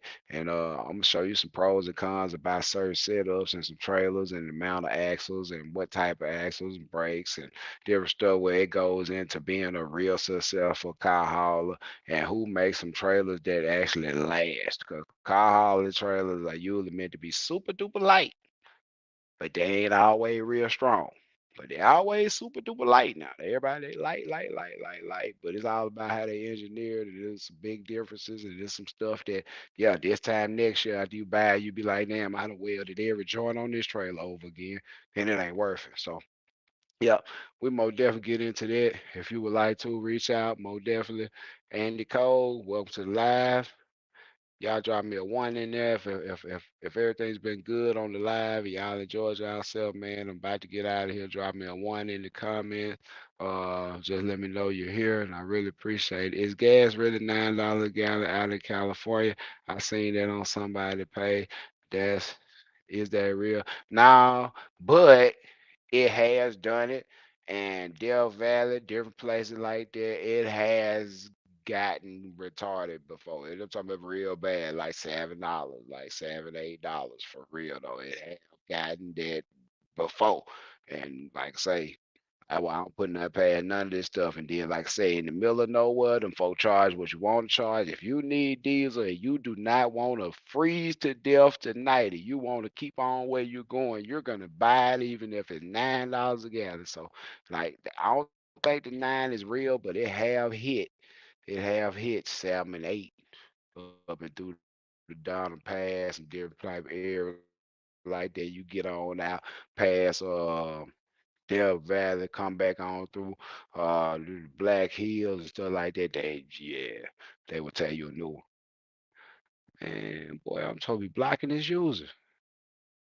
Block that user. Block them. Yes, sir. Block that user. All that spam. Yeah, they spamming like they trapping. They crazy.